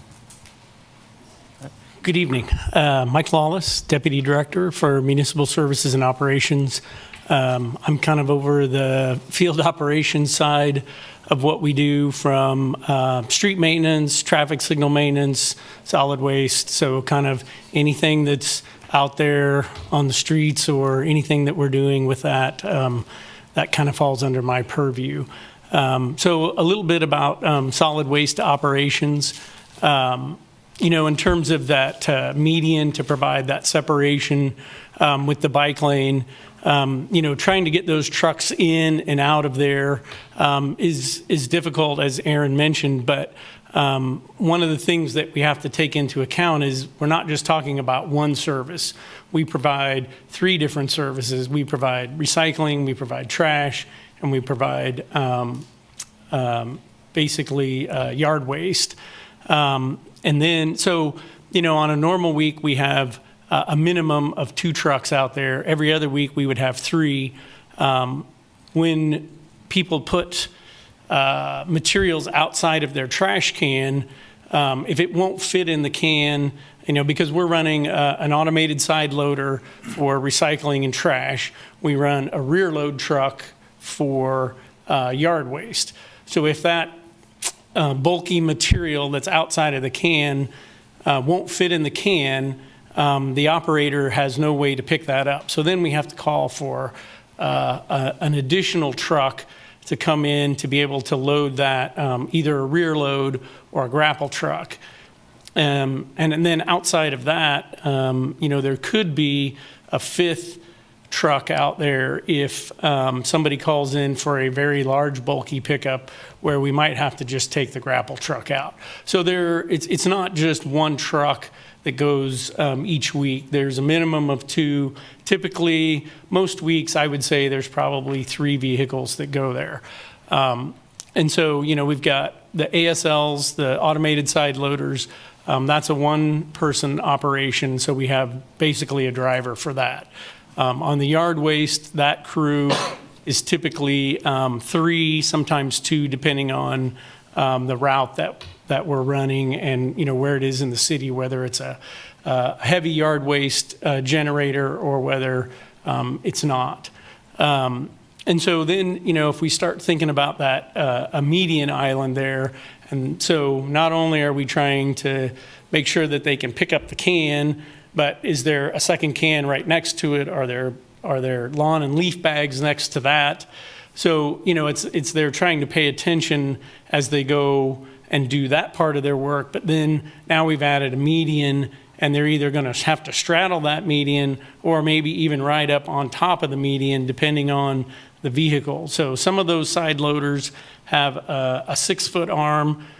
Some of them have a 9-foot arm. So depending on where the trash is placed, and it isn't always at the driveway. Sometimes those are placed mid-yard. You know, some of them have, some people have like a sidewalk out to the middle, from the front door out to the street, and so sometimes they place those cans there. So it isn't always necessarily at the driveway where those are. And, in some instances, you have multiple driveways that are right adjacent to each other.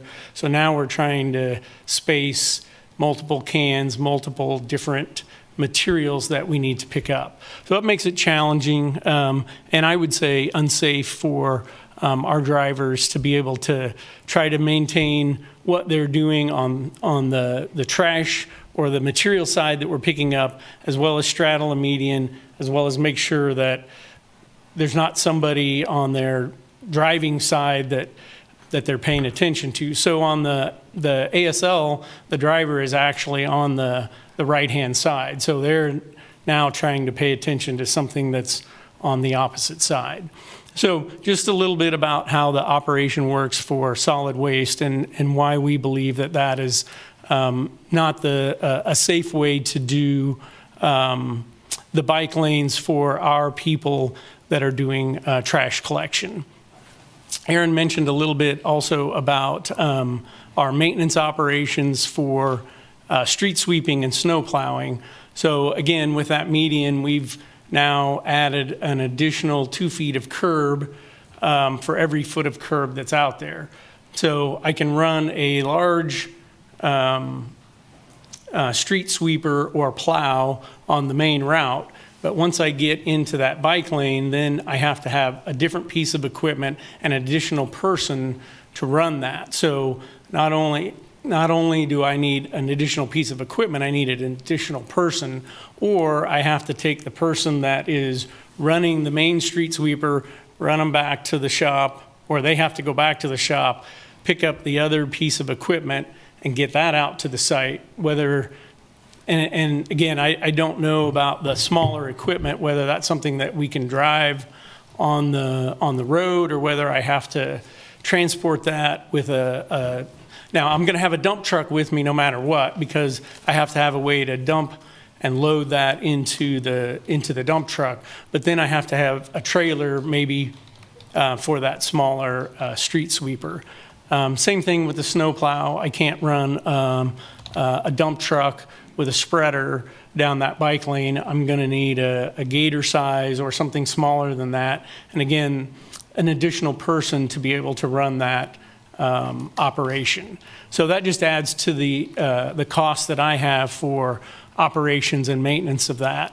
I think as I think about maintenance of that bike lane, whether our paver will not fit in a 5-foot asphalt width. And so I'm probably going to have to bucket that in on a skid steer off of the back of a dump truck or something like that. So it makes it more, I wouldn't say challenging, but it will take longer, and whether I get the same benefit from bucketing the asphalt in, whether it cools down before I can get it appropriately rolled in. I think those are all things that I don't have answers for right now, but those are the things that run through my mind as I think about that. The painted islands or the painted bike lanes with some separation or a painted island. I can still run a full-size plow on that. I can still run the sweeper. The solid waste trucks, they can maneuver in and out as they need. So to me, those are the things that I think of when I think about that. I think those are my thoughts. I'm certainly here to answer questions that you might have now or, as you guys discuss. Yeah, so thank you for your perspective. I do appreciate you coming all the way out here to kind of give your side, basically. Sure. Because I've been thinking about this as well, and yeah, it did seem very convenient where we had a buffer bike lane going the whole way, but there's a lot of driveways. And There are a lot of driveways. there's a couple of other factors that I am curious about that I think may affect my answers on how I think maybe the design could go instead. The first one is how close or far, what's the closest that a trash receptacle can be to the ASL to work? Can it be right up alongside, or is that too close? It has to be 6 feet away. No, it doesn't have to be 6 feet away, but they have to have the ability to drop the arm or have it come out and pick it up. So it can be fairly close. I mean, I wouldn't say I can be right up on the curb. That would probably make it difficult, but, I don't know that being too close, it's probably harder the farther away that I am, especially if I'm dealing with that median. Okay. The other question I had is, it sounds like for buses at least, it is difficult to pull out of the traffic pattern and back into it, which is why having a floating bus island is good. It does stop traffic behind them as people have to get on and off the bus. It sounds like for the trash trucks, you were saying, or I forget if Aaron, you were saying this or not, but if trash trucks are shown to stick out into the travel lanes as they're kind of going into that driveway cut out during pickup and stops traffic. Okay, so it sounds like, I mean, that may almost have to happen. Does it happen on other streets? Do they just have to stop in the travel lane? It is what it is? Well, I think what happens now en masse is they stop in that outside lane to pick up the trash. So if there's a median, what I would want, if I'm that driver, I wouldn't want to be moving in and out of the traffic. That's why I was talking about straddling that or potentially driving up on it. Because once I got in there as a driver, I would want to stay there for as long as I could before I had to get back out into that travel lane. So just to be clear then, is it okay to stay in traffic during the course of picking up waste along the corridor? Well, we do now. Okay, that's kind of what I thought. Now and when I say that, right now there's an additional lane that if there's somebody behind me, they have a way to get around me. I think one other thing that I would mention is on the yardway side, that is a rear load vehicle. And so now I've got, if there's a median there and I have 2 people on that are picking up bags or they're wheeling the actual cart over, now they've got another object that they have to contend with while they're, whether they're grabbing it and pitching it one way or the other. They have to be cognizant of the fact that, hey, there's a median there, that's a trip hazard for me. If you add snow to that, then now I'm not only trying to pay attention to that, but now I have a slick surface that I'm dealing with as well, which just adds to that hazard for them. So I guess where I'm going with this is something that was not presented in the original design that I didn't even think about at all until kind of started thinking more about how is the trash truck going to go in and out of here. There was talk about floating bus stops in the plan. I haven't seen a picture of those yet or what those look like, but I've been in cities where they do exist and they're kind of interesting. You basically have it across the bike lane on like a median, more or less. It does get confusing once people start crossing that while you're biking down it, but that's another story. Is there such things as floating, trash receptacle boxes essentially where you could just kind of draw out a line or, be like, put your trash here. So the truck never has to go off the main travel lane. They're always in the travel lane. The arm can still reach it, and it doesn't impede the bike travel either. Is that a possibility, or how big would that need to be?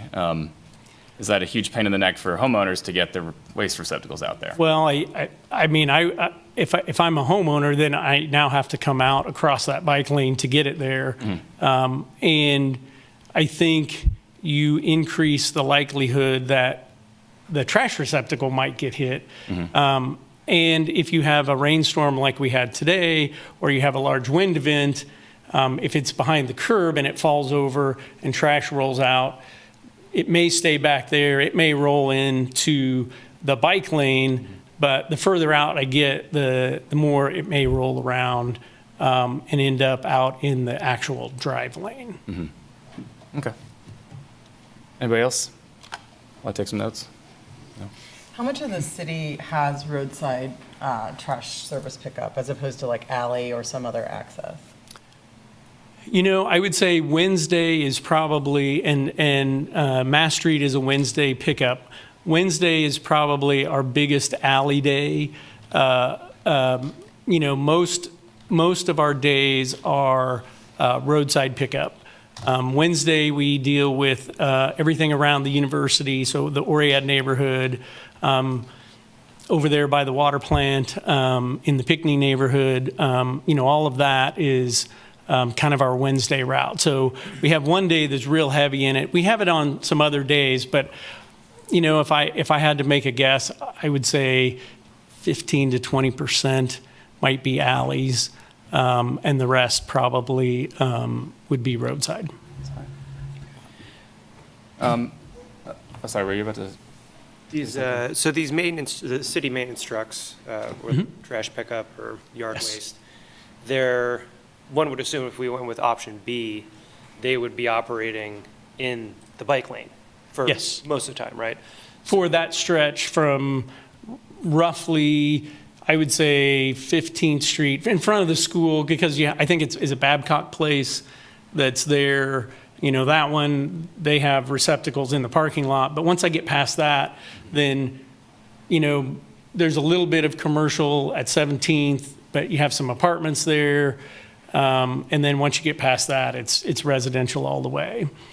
So is there some kind of protocol to, like, how's the driver going to know, let's say there's a bicycle who's in the path and they're also in the path and maybe they're behind the truck and they're like, okay, how do I safely pass or go around? So can the driver know? Do you guys have cameras in the back of the truck or something like that? I don't, at least not right now. I'm working on that to have some better, that's just, they have to pay attention. Right. I think, it says go around the trash truck, slow down and go around. But that's generally for cars, Right. Trying to pass on the left-hand side. I would say the driver just would have to be careful and pay attention. I think Aaron mentioned something about putting signs on the back, but I don't know how well that works. We get cars that pass our snowplows, while they're operating. So, and it's not everybody, but there are a few, and I would assume there are bicyclists just like there are drivers that are gonna, come on through, and others that are gonna wait. So I think the driver has to pay attention. Yeah, I'm only curious because if this option B was implemented, would it be the only place in the city of Lawrence where the trash operators would encounter this situation where they're occupying the same space as a bicycle lane? I'm trying to think. We have bike lanes on 19th Street. Yeah. and other- Peterson, yeah, so there's. So I was gonna say, I know Yeah. there's other places that they have them, so it's not unique. Sure. I think and again, I think for myself and for the operational staff that I've talked to, it's more, that concrete median. If I'm trying to negotiate that, that's just kind of that added piece. I think they have other places where they have to address that or they have to deal with that. But certainly there's probably more traffic, maybe more bicycle traffic on Mass than there would be on some of those other streets. But I don't have anything to back that up, I guess. Yeah, I mean, hearing your words, it sounds like an actual physical divider is a terrible idea, factoring in what it is that you need to do. Well, I think, given that there's that much residential Oh, sure. service there, I'm just not sure that this is the right place to do that physical barrier. I think if you have maybe a more commercial area where trash and some of the other stuff is off the street, then maybe that becomes an area where it makes more sense to do it. But I think in this particular case, maybe we're trying to fit something in that doesn't fit with that residential flavor that we have in that corridor. Yeah, I don't necessarily have an answer to the what does the bike do to pass question. Yeah. I'm only asking the question to see if you have an answer. Yeah, I don't know if you have like one of the foghorns that, Yeah. Well, and it could be one of those things, maybe with the fact that the road is narrow, that's going to have the traffic calming effect that we want. Vehicles are going to be moving more slowly and possibly be more aware of bike traffic. So therefore, if a bike is going to pass one of those trash trucks, it's totally fine. Because car will see them. I just don't know how that all fits, that's all. Right. If I may say, to me, the way Mass Street is right now with the 4 lanes, okay? So you've got the 2 curb lanes, one going north, one south. Yes. And they are designated as a bike lane and a automobile. You got to share the road, as it were.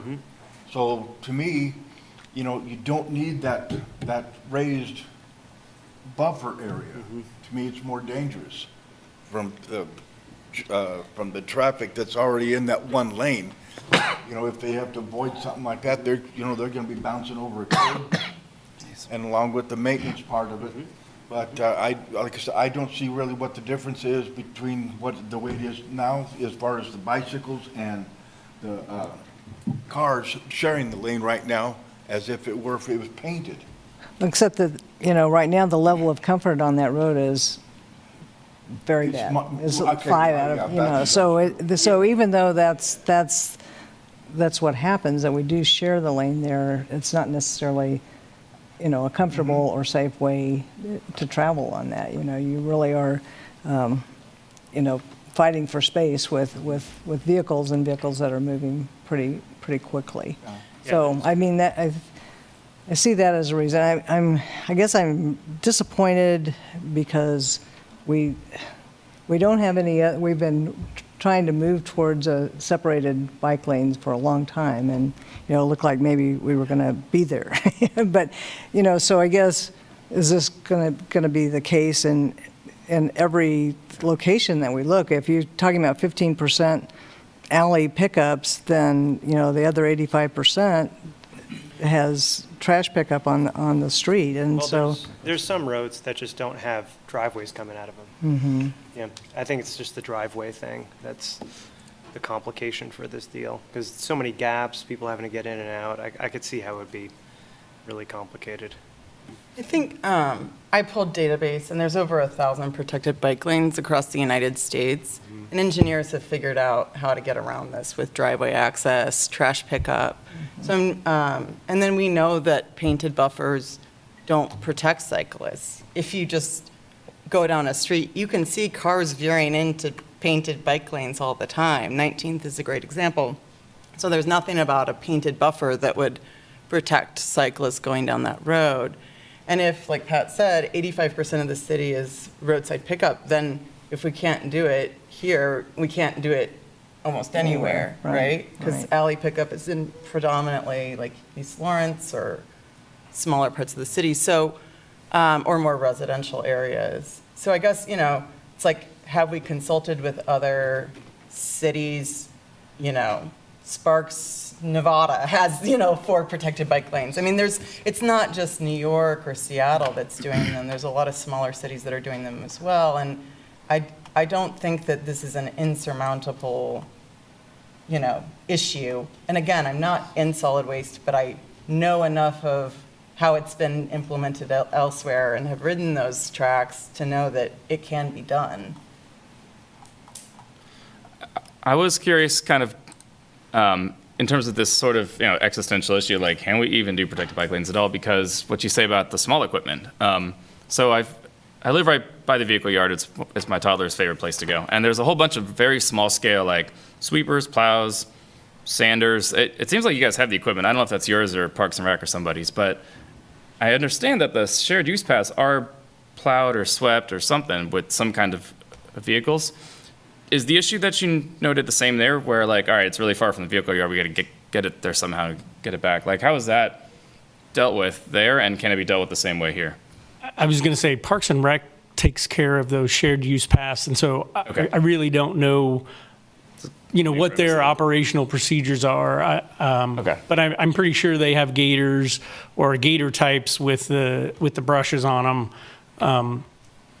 Okay, so maybe it's So- new territory for MSO. Is that kind of the case? Like, Parks and Rec is really familiar with this, but we don't have anything that you would have to plow in this way yet, right? Right, and one, I don't have the equipment, and two, I don't have the additional personnel Yeah. to run that extra. I mean, I have people, but now I'm going to have to take somebody off another crew to put on that crew to be able to take care of that. And Yeah. and that's just something that I don't have in the budget right now. I don't have It's not insurmountable. I'm just saying, right now, I don't have that equipment or people to deal with that side of it. Right. With the solid waste, I still have heartache with the safety of the drivers and the people that would be picking up the trash. And I understand there may be other places that might do that, but I think knowing the drivers and how they would have to maneuver either on or over that median, whether it be to load the yard waste in the back. I think we're providing a safety issue for them, and that's right now. That's where that's what I'm looking at. So wouldn't it be the case that, I mean, if they were picking up along Massachusetts Street and they got in, they straddled that buffer, couldn't they just stay in that buffer for that section of, 9 blocks or whatever? I think they would have to, yes. And I don't see a problem with that, I guess. If a cyclist was coming up in that period of time, I mean, those kinds of things happen all the time, that you end up having to go out of the bike lane and around other things that are happening in front of you. But, it seems like if the driver could get over into the, straddle that buffer and just follow it down as they were picking up, that would reduce the safety hazards for the drivers and still be able to put the trash containers and those yard waste in the driveways or the yards along that way. Well, and I think they would need to straddle that, depending on arm length and where the trash is placed, they may either be up on that median or straddling it. And as I'm trying to drive straight and still look, because sometimes they're turning in and out of driveways depending on where the cans are at. And then I'm driving up on a median on one side. That's unsettling to the driver. It's something different. It's something that they're not used to, and it's something that could cause them to react in a way that they wouldn't normally do because they're not used to having that median there. And then again, as I'm talking about people behind the truck on the rear load, now I have to negotiate that median or that island as I'm grabbing bags and throwing them in the back of the truck, or that I'm wheeling the cart around, and that is a trip hazard. And I'll tell you, I have probably one of the highest workers' comp rates in the city with solid waste, whether it's shoulders or knees or ankles. The ASL drivers, if there is something outside of the trash can and it will fit in the trash can, then they have to stop, get out of the vehicle, load that in, get back in the vehicle, pick it up, and empty it a second time. And so they do get in and out of the vehicle on a fairly regular basis, more than we would like them to. But that's one of the issues that we need to address as an operations, is how do we get people to only fill what their cart will which is accept. A separate issue. It's a separate issue. Absolutely. Because they have to do that on streets without buffer. So absolutely. Absolutely. And that's what I'm saying is, you have great workers. I've watched them, and they do amazing things, and they're very thorough, and I understand that, the workman's comp and all of that kind of thing, that, it's heavy, hard work. It's big dollars. Yes. But I'm not sure that the median or the buffer would be the cause of increasing that necessarily. I mean, it's hard to understand that would be a significant difference. Yeah. But. So first, a quick aside note. One of our hopeful study sessions coming up soon is going to be to talk about, the future of bike lanes on street, right? Because at this point, the default is basically a painted bike buffer or line or something. And there's been talk about maybe we should go to, having protected bike lane. So now we know who we need to talk to, obviously, like to make sure this is going to make sense. Important voice in the discussion. So I'm glad you're here and we're kind of hearing all these out front. What was I going to say? I asked previously how short the arm can go. How long can it go? Did you say 6 to 9 feet? Well, Really long. so we have some equipment that has a 6-foot arm, and we have some that, I don't know if it's 8 or 9, but it's in that range. Okay, like 6 from the elbow to the claw, and then like the claw is more? No, the extension, the reach would be 6 feet or 8 or 9 feet. Okay. The reason I ask is I've been kind of ideating of a way to get around this kind of existential issue, right? Like it's really hard to have both service vehicles access stuff, people access their driveways, and a protected bike lane all on the same street. I think there may be a solution that we haven't looked at yet, but I'm not sure I'm not sure I need to talk to you about it. This might be an Aaron thing. I just want to make sure I had all the information before I started riffing. So anybody else have technical questions for Mike? I'm just curious, how long have you guys been using the arm to dump it in? There must have been a transition point from. I want to say 2015. Does that sound about right, Dave? Yeah. Somewhere, I was not here when that, well, I was here, but I wasn't in the role that I am now. But I believe it was either 14 or 15 that we switched, or that we moved to the ASL, the side loader. And what was the method previous to that? All rear load. Okay, so they put it on some mechanical and it would. So the rear loads have a tipper. Well, at that case, they were throwing bags because people were putting bags out. So they're just lugging bags, no different than they do the yard waste bags that we have today. Mm-hmm. There were some people that had carts, and I'm assuming that we had a tipper or something that you could put the cart on, dump it, put it back. No different than the rear loaders that we have today. They have a tipper on each side. So if you're in a residential area and the rear load is going down the street, one person can go to one side of the street, one person can go to the other, bring the carts in, tip them both, put them back. You said that are there folks in the rear on just the yard waste or on all three types of pickup?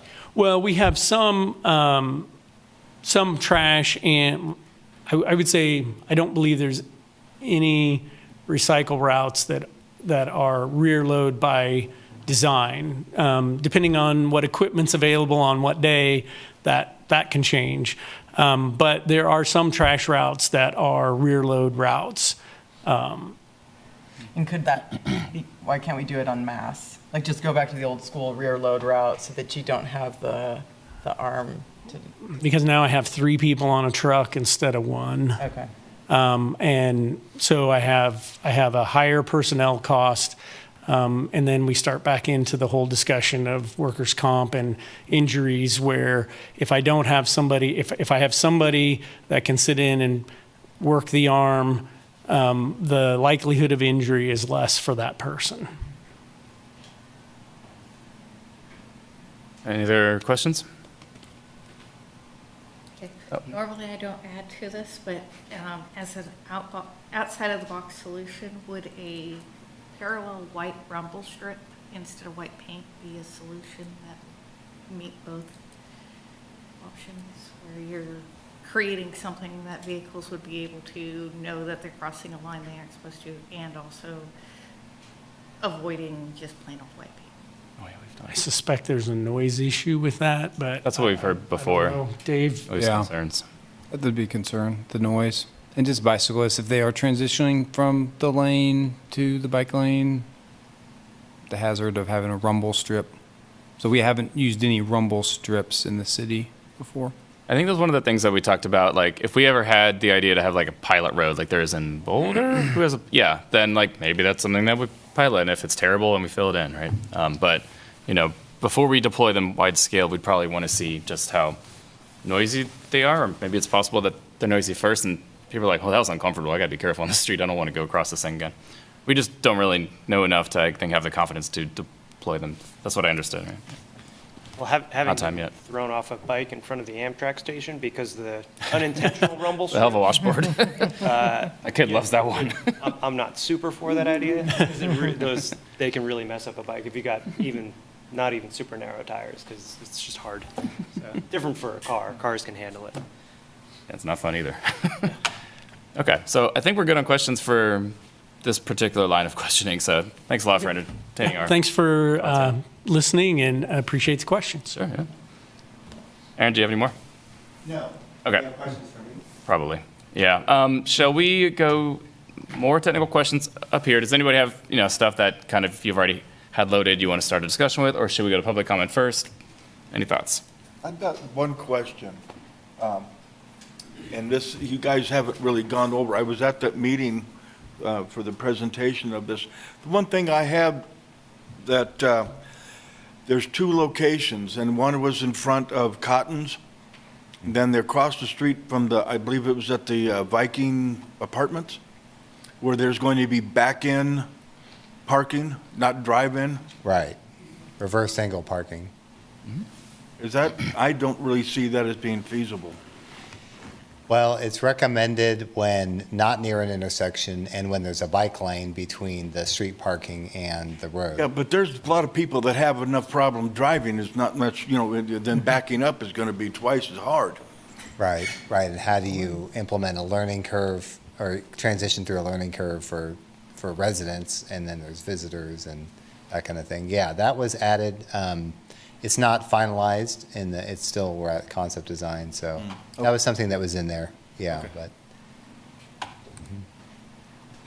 All right, let's take a quick break with public comment then. I see there's somebody online, so we can start with that. So, Chris, I see your hand raised. You got 3 minutes. I'm gonna try to cut you off for 3 if I can. Okay, this is Chris Flowers. So I just want to say I support whatever is simplest for the trashmen. I didn't come prepared to speak about that, but I mean, I have no problem waiting a little bit. Like if a bike needs to get in the lane to get around, I'll slow down for that. But also, I want to bring up real quick the yield sign at 23rd and Mass. It sounds like you want to turn that into just a regular right turn. I just wonder if you guys looked into the environmental impact, because I've heard like coming to a stop and then accelerating, it is worse for the environment because it burns more fuel. So I just wondering, when you talk about the safety aspect, but did you consider the environmental aspect of that? And then also, I think I'm against doing this from 21st to 23rd, because when I talk to the people, like a couple engineers, it sounds like, because I said, I think if I was a bicyclist, I would prefer to use Barker or Vermont instead of Mass. And so anyway, where I'm going with this is, why can't we just use Vermont or Barker for those people that need to go from 21st to 23rd? And my thinking is that there's gonna, if you slow down the traffic on Mass, will there be cars that use Barker or Vermont to try to get around the slow moving cars? And if that happens, what you're actually doing is making it unsafer for the bicyclists that are using Vermont and Barker instead of Mass. And my question is, do you all think by doing this, you're going to increase traffic on Mass? Do you think more people will start using Mass instead of Barker and Vermont? But if not, then what does the changes improve? I think it just makes it unsafer, because I bring this up because on 21st, I'm no longer using 21st. I'm using like 22nd or 22nd Terrace because of the changes made on 21st, but now I'm more of a hindrance to the people, the bicyclists that were using those side streets. So I want you to keep things normal from 21st to 23rd. Also, I like how it's the 3-lane configuration from how it is on 19th from Iowa to like Naismith. I want you to do whatever you did there. And there's driveways on there. Do the trash people how do they pick it up? Because that's a 3-lane, or it's a one lane each direction with the bicyclist and the medium turn lane. I think that's about it. Let me see if I have anything else. It looks, Oh yeah, that angled in church. Why does the church get keep their parking normal, but Cotton's and like, is this a cost to the taxpayers? okay. It looks like you've reached your 3 minutes. I didn't realize that's what the timer did when it went off, so. Okay, thank you for your comment, though. Appreciate that. We need to move on to our next public commenter, Samuel. You're up. Thank you. Yes, so yeah, I travel along the Massachusetts Street corridor quite frequently when by bicycle when going downtown from my home. And first I want to emphasize that it is just a really critical corridor. It is unless you live on the east side, it's pretty difficult to access downtown because of the university and Kentucky and Tennessee are all basically they're hard to get through. So it's a really important corridor, but I think I would urge the commission to vote against this recommendation and instead actually go back to if protected bike lanes are not included, and instead could go back to the drawing board and look at what alternatives there might be. I mean, personally, right now, I don't travel on Massachusetts Street; it's far too dangerous. With the lane reconfiguration and it's possible that it would be like a little bit easier for someone like me who's been biking for 30 years to navigate that. But, I know that we want to build an inclusive bicycle network, one that the people of all ages and abilities can use. And I know that, my children certainly could not use Massachusetts Street. Now, I could trust them on portions of New Hampshire. I could trust them on portions of Vermont. But then there are pinch points associated with that. And I just think that, if we're not actually going to build really high quality bicycle infrastructure, then we need to go back to the drawing board.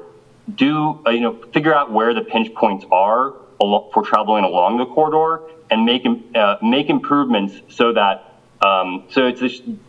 people of all abilities can actually access downtown from corridor. So I guess that's my main concern. I think 15th Street also at Massachusetts Street I spoke with Aaron about this before, but it is a really problematic intersection, and that's one reason why, like, even as the concept design is as it is right now, doesn't really solve that, and that's like important to me because were this to go forward, I still wouldn't be using 15th Massachusetts Street to bike on just because the traffic volumes, even if the speeds are reduced, it's still the volumes are still going to be pretty high. So I think that more needs to be done on this. The scope of the study, and the corridor needs to be considered, but the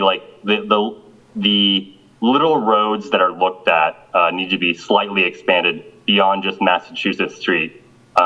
Because if we're not going to have protected bike lanes, then me personally, I need to find alternatives for travel. So I think that's about it. I think it's it. Thank you.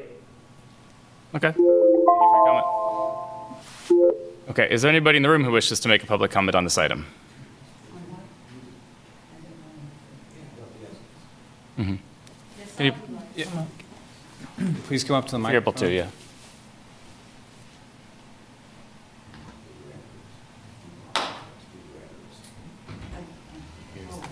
Here's some buttons.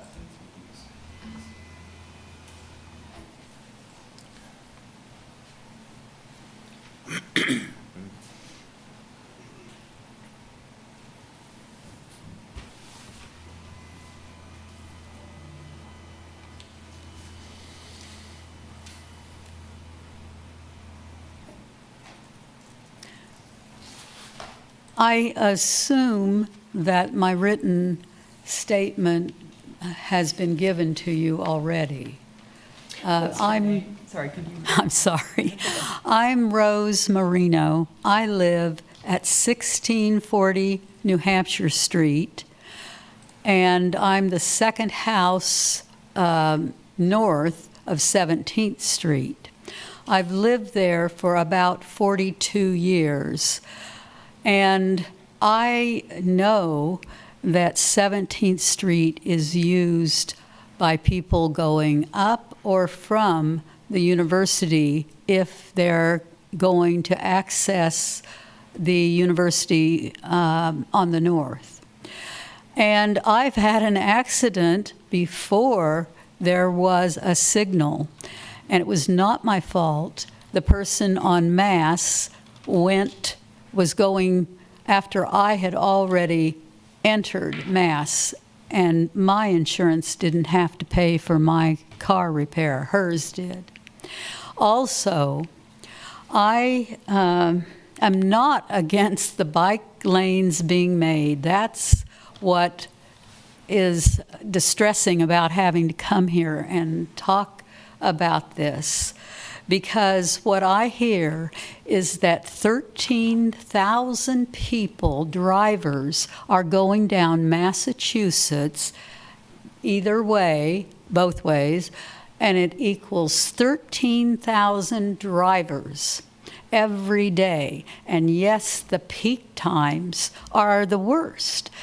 And so if you're trying to either cross Mass on 17th to go west, or if you're going to go east from the other side, or if you want to turn and go north onto Mass Street, without a light, it will be difficult.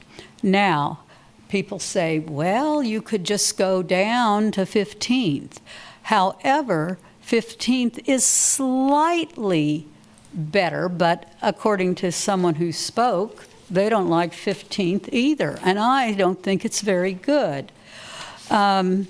What's terrible about taking away the 19th Street traffic signal for drivers is that those drivers going down Mass will take off from 19th to 14th. It will be drag race if you take out the 17th. And there will be, oh yes, they say there's going to be a place for 17th Street. So, do you have any questions for me? I tried to put in my written statement. I did read it. Took me a while to refine it again, but yeah, I did read it. I'm sorry? I did read your statement previously. Okay. I had just forgotten about it. I had to kind of go through the links again, so. Okay. Yeah. Thank you for your comment, though. And, you know, I don't feel that that the study cares much about East Lawrence. Okay. We pay our taxes. Thank you. Are there any other public commenters in the room who wish to comment on this item? Okay. Hello, thank you for letting me speak here. I also applaud the trash workers, just so you know. What I want to know is anybody taking into consideration. Sorry. Can you hear me? Yeah, can you state your name? Oh, sorry. I'm sorry. David Hann, Hann, and 1640 New Hampshire Street. Okay. And I use 17th a lot to go up to the university. But what I want to know is with the impact of taking out the light at 17th, has anybody considered what the effect will be on traffic coming down New Hampshire Street? Mm-hmm. The people who don't want to take what is called the bottleneck, they purposely slow down traffic to go down Mass, and they'll jog over and go down New Hampshire Street, where we have, I'd say, at least 24 children are in that neighborhood, say from 19th down to 14th or 15th even. And so it just, to me, I'm not sure that people have taken into consideration the potential safety factors by causing the traffic to come down New Hampshire. And also, if you're on New Hampshire, getting onto 19th Street, there's a heavy traffic coming from the east, almost every time. And so that's another factor I don't know if anybody has actually looked at yet. So that's it. I kind of feared there'll be, also when someone said that stoplights cause rear-end collisions, I kind of made me laugh, because, okay, you got to start paying attention, right? I mean, are we just going to take out all the stoplights and so we don't have any rear-end collisions at all? I don't think that's going to work. So anyway, well, thank you. Just to make sure I understood. Oh, yeah, sure. Did you say that if taking out the stoplight at 17th, that people would go on to New Hampshire instead to travel up north? Yeah, they'll at 19th where the light is, they'll come down New Hampshire because they've got clear way to go all the way down there, and they drive. We do have a traffic calming circle there, which is really good. They used to have a stop sign, which didn't work. They tap their brakes and just zoom on down. And I do think the traffic will speed up from 19th down to 14th. Okay. All right, thank you. Thank you for your comment. Why was the light, this is a question for city engineer, why was the light taken out at 17th and Mass? So we looked at whether the intersection met volume warrants and safety warrants and like crossing warrants, all the different warrants for a signal. And it did not meet any of the automobile warrants for having a signal there. And the reason we found it was put in was because of a pedestrian crossing mast that was killed, I believe in the early 80s when it was put in. And there were no other devices approved at the time to help pedestrians cross busy road like Mass. It's a 4-lane currently. I feel like we maybe covered this previously, and that traffic light is at the end of its life as well and can't be updated to any newer things. So I was going to add, so it was small correction was put in the early 90s, but its service life is nearing its end. It needs to be replaced. The full equipment, the full signal, so we're not just taking it out to take it out. It's really at its end of life, and it's on our plan really in 2025, our signal replacement plan to replace it. And so that's the reason why we're relooking at the warrants for it. As we've talked about before, it's not warranted for traffic reasons, and a hawk signal could serve the pedestrian crossing needs. That wasn't an approved device when the full traffic signal went in. And so that's kind of why we're looking at it now, and there's a cost too. There's an operational cost to maintain the signal going forward, and the installation cost would probably be about half. A hawk just has the 2 mast arms versus a signal which has 4. So interesting. And what about the safety concerns about increased speed between 19th and 14th if there's no, hard red or light there? Do we know the predictions on that, or? Go ahead, Dave. Well, generally speaking, I think we're going to see speeds decrease based off of there's only going to be one travel lane, and so you have less travel lanes and the same amount of volume of traffic. So I think we're anticipating that overall speeds will come down. I don't think the signal is going to have a big impact on it. I think, if there's not side street traffic, the signal's green. If there's no one trying to cross, it's green. That's nothing that I think that's going to impact speeds, the signal. Okay. What else? Okay. So I had a couple of more general technical questions that honestly probably would have been better off saying beforehand to kind of give you guys a chance, but I feel like you probably have these answers already. So the first one is, do you know by chance how shallow did Parks and Rec say are the critical / structural root zones of the trees? Like for a road, it's not going to happen, right? But if say you were to overlay a sidewalk there, just totally hypothetical, this is still feeding into my crazy idea, but if you only dug like 4 to 6 inches into the soil, would that be killing trees, or would you be able to get away with it? Well, we still look at the subgrade under the sidewalk, so I think with that it would impact the trees. We looked at the existing sidewalk spacing, closest edge of sidewalk to the edge of trees, and putting a shared use path would go, I believe the sidewalk is at the property line, and so it would have to go towards the trees if it was a shared use path, and that would, at those depths, impact the trees. Okay. And there's something about structural and critical root zones. Yeah, I'm not particularly familiar with those, but I assume structural would be deep, but I don't know. MSO probably has different standards in my condo area, but we just replaced the sidewalk, and it was actually less deep than original because now it's got rebar in it, so it was only like 4 inches down into the ground, 4 or 5 foot sidewalk. So, I can't imagine 4 inches off the topsoil would kill a tree, but I'm not an arborist, so I don't know. Right. I don't have that study in front of me, but I can get back to you on that. Okay. I think only if I decided to propose my crazy idea. Otherwise, it doesn't really matter. So, okay.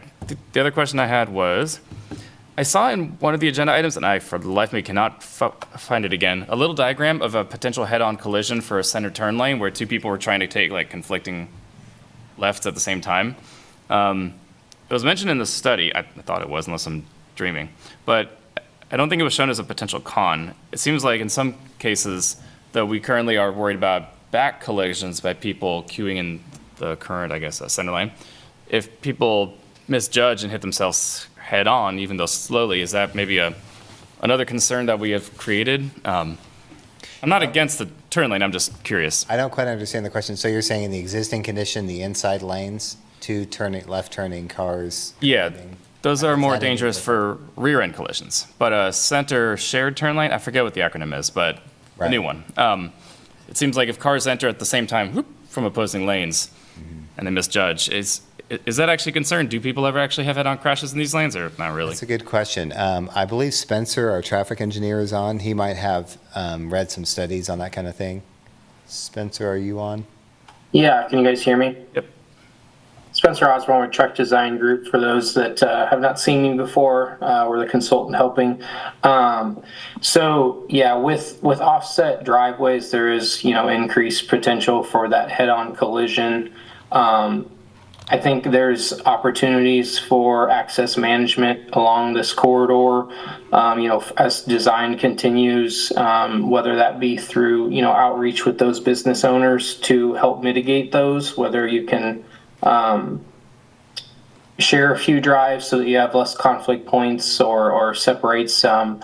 But there is an increased opportunity depending on which direction that driveway is offset. Okay, so I guess where I was going with that is that there's this thing I brought up last time about about a landscape median of some kind in the middle. I don't mean that we should be taking away the entire center left turn lane. I think for certain blocks it makes a lot of sense, especially for freight loading and unloading as well. It's really useful to have a delivery truck be able to sit there instead of trying to get into the parking lot. That being said, I think for the areas that are dominated by driveways, so what's that, 18th to 23rd, that would require residents to make a U-turn, come back around and make a right turn into their driveway rather than a left turn across traffic, which is already probably kind of dangerous to begin with. So if by putting in a landscape median, you would be pretty much eliminating conflicts for left turning across oncoming traffic, maybe some rear end collisions, head-on collisions could also be avoided simply because it's kind of a safer way to do things, to make sure that you only go right instead of going left. I wonder if there's even a safety benefit to doing that. And that there are streets in town that do have medians in the middle of the road, and that prevents people who are driving on those roads from making a left into that driveway. There hasn't been any pitchforks and torches yet. I feel like people can kind of get used to it. It does seem like something that wouldn't be the end of the world if we tried it in at least the places that are very driveway dominated or residential driveway dominated. So I think that's why I'm kind of still staking my opinion there. Curb cuts are dangerous, right? That's just the nature of driveways for whether you're a pedestrian or a cyclist or a car, right? Coming in and out of them, there's always going to be, they're just naturally conflict points. But I wonder, again, where in the city do we not have curb cuts that we're going to have to navigate? I guess it may be a rhetorical question because it's everywhere in the city, they exist all over. But I just don't know, is there a threshold by which, we don't want this many curb cuts that we have to, or driveways, however you want to define it, that we don't want to have to navigate, or I don't know.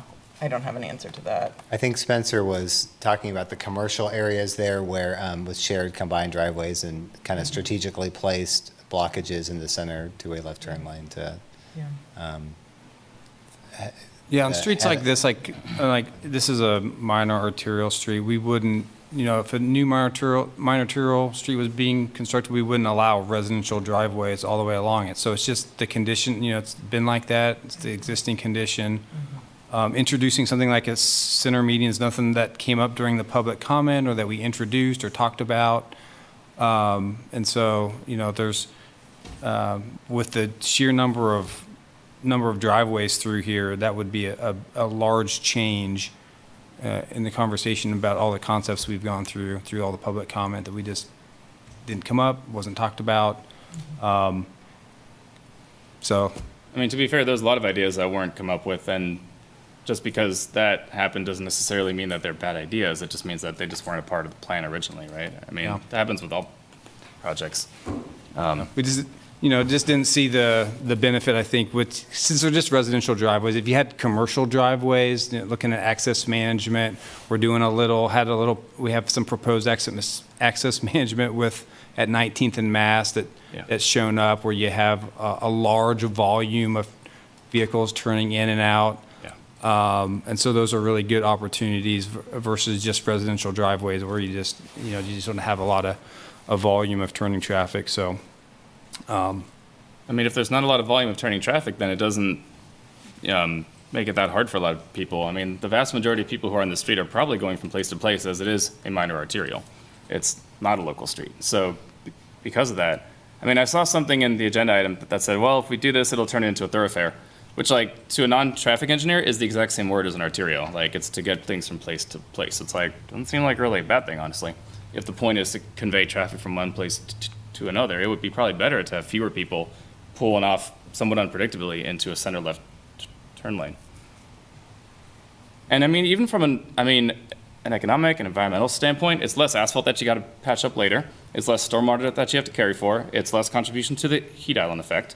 It's more recharge of groundwater. I mean, like, all sorts of fringe benefits that are important depending on who you talk to. But I mean, if the only downside is a slightly increased additional construction cost and slightly inconvenience for property owners on Mass Street, I would be totally willing to, sacrifice those for a lot of benefits, and also additional slowing of traffic by visually narrowing the street. I mean, anybody who's ridden a roller coaster will tell you that the more trees you have closer to the track, the faster it seems. Even though you might only be going 20 miles an hour, it feels crazy towards the end once all these trees are kind of there. And that slows people down visually because it feels uncomfortable to drive that fast. So, like, there are opportunities here to make this a really comfortable, beautiful boulevard that's kind of the showcase for people entering Lawrence from the south, or at least the original entrance of Lawrence from the south. So. Just one other thing. Later in the evening, we're considering agenda item D3, which is to recommend approving the grant that would pay for this project. And in that application, it includes protected on-street bike lanes. So. That has not been finalized. We've got pre-approval to apply, and we'll apply by May 17th if we get approval to apply. And right now, the cost estimate includes the protected median, the bike lane medians. Is that what you're? Mm-hmm. Yeah, so the cost would be less without those. It might be kind of a alternate to the design, if there's a way to can you accommodate speak them. up a little, Aaron? Can you speak up, please? Yeah, so the cost estimate includes the bike lane medians per se, not as an alternate item, since we're not clear if we can do the medians or not. We would maybe add that as an alternate cost, or maybe remove it depending on what we come to until, we have to apply by May 17th to that grant. So that includes everything, whether or not it can be built. And so the cost might be less to not include them. But that's the worst case, so. Do you have a question? Yeah, I was just looking at the section, thinking about this whole trash coordination item. If you think about if you make the bike lane just like an auxiliary sidewalk, so it's up on the curb height, and you just think about the buffer space as just where you put the trash bins, I mean, wouldn't that solve a whole slew of issues? Because, the trash would be then right at the curb where you want it. No one's crossing into the lane to pick it up. We did look at that, but the only issue is all the driveways. I've ridden these kind of raised cycle areas, and they're great until you hit the driveways and you're kind of standing off your seat. So that someone. Grade change to overcome, yeah. Yeah, somebody talked about, one of the public comment items was on why are we doing Mass, why not other streets? And Mass is kind of it's an arterial, and it's a faster way to get to the kind of signature shopping area and area of Northern Mass Street. And it's more efficient, to be on the road when you're a bike. Then having that raised, that was one of my first thoughts, because I'm from Portland and we have a lot of those there. But where there are driveways, it's first of all, you don't see them, and if it's dark in the morning in the winter or whatever, you are hitting those, and it's unsettling. Yeah. So those driveways don't exist in that space yet, right? Because we're building sidewalk, into the roadway. So couldn't we kind of make that driveway however we need it to be, so it's not so extreme? I mean, right, like a more gradual dip. Yeah. I don't think it needs to be a dip at all, honestly. So if you take what's currently the 2-foot curb and gutter, take 3.5 feet from what is currently called the bike lane, then you're left over with about 4 feet-ish. That could be 2 feet for the new curb and, 2 feet of landscape or something. Which means that you have space to put the trash cans, and then you have space to put the bike lane still at 5.5 feet. Instead of having a curb next to it, it would just be directly at the grass, which is also better for like an escape route. If things get kind of leery, just off you go. It's also a lot easier for Parks and Rec to plow that because it's not down on the road. It's up where the shared use path typically would be, so you just kind of maintain it that way. On top of that, I think if you gave enough buffer between, and by buffer I mean like horizontal space, between this raised-ish bike lane and the travel lane, you might actually have enough space to do an extended driveway apron such that there is no elevation change from the sidewalk across driveways. And in fact, the cars go up to the driveway level prior to entering their property. It's something that's done in the Netherlands a lot where, bikes don't have to go up and down, like you're saying, the roller coaster ride. But cars, when they have to go up to a different space, like, oh, this isn't car space anymore. This is now a bike and a pedestrian space, got to think about this. So are you saying a ramp that would go up for the driveway, a driveway ramp that ends up at the bike lane grade and then goes where it needs to go to meet the sidewalk grade? I think the geometry makes sense. It would have to be a 10-foot drive lane instead to just make sure that you have a little bit enough of a radius to make that actually happen, because otherwise it's real tight. But I feel like it might be worth looking into, because then you have a protected-ish bike lane, or at least an off-street buffered bike lane. It's much easier for trash pickup. You don't have to worry about any stormwater or trash collection within that buffered bike lane. I don't know. It could work. So. Sorry, can you? I'd love to draw it, but Yeah, I would love to. I'd love to draw it. See a visual. Yeah, I'm not sure that solution would create the same kind of protection for cyclists, though, because, it's, like trying to avoid a shared use path right along the side of the road, for instance. That's usually not as desirable as having it offset.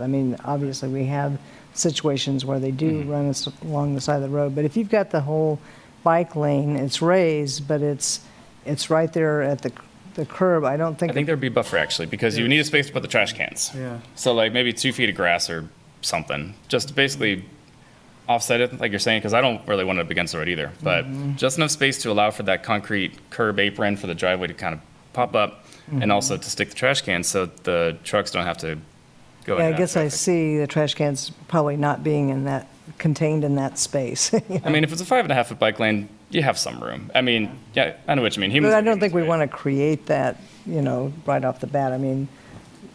Certainly that may happen, but I think that would encourage, when people are taking their trash cans out, that, to not be in this small space, it'd be, kind of across those lines. So I'm not sure that that's necessarily a good improvement in safety, I think.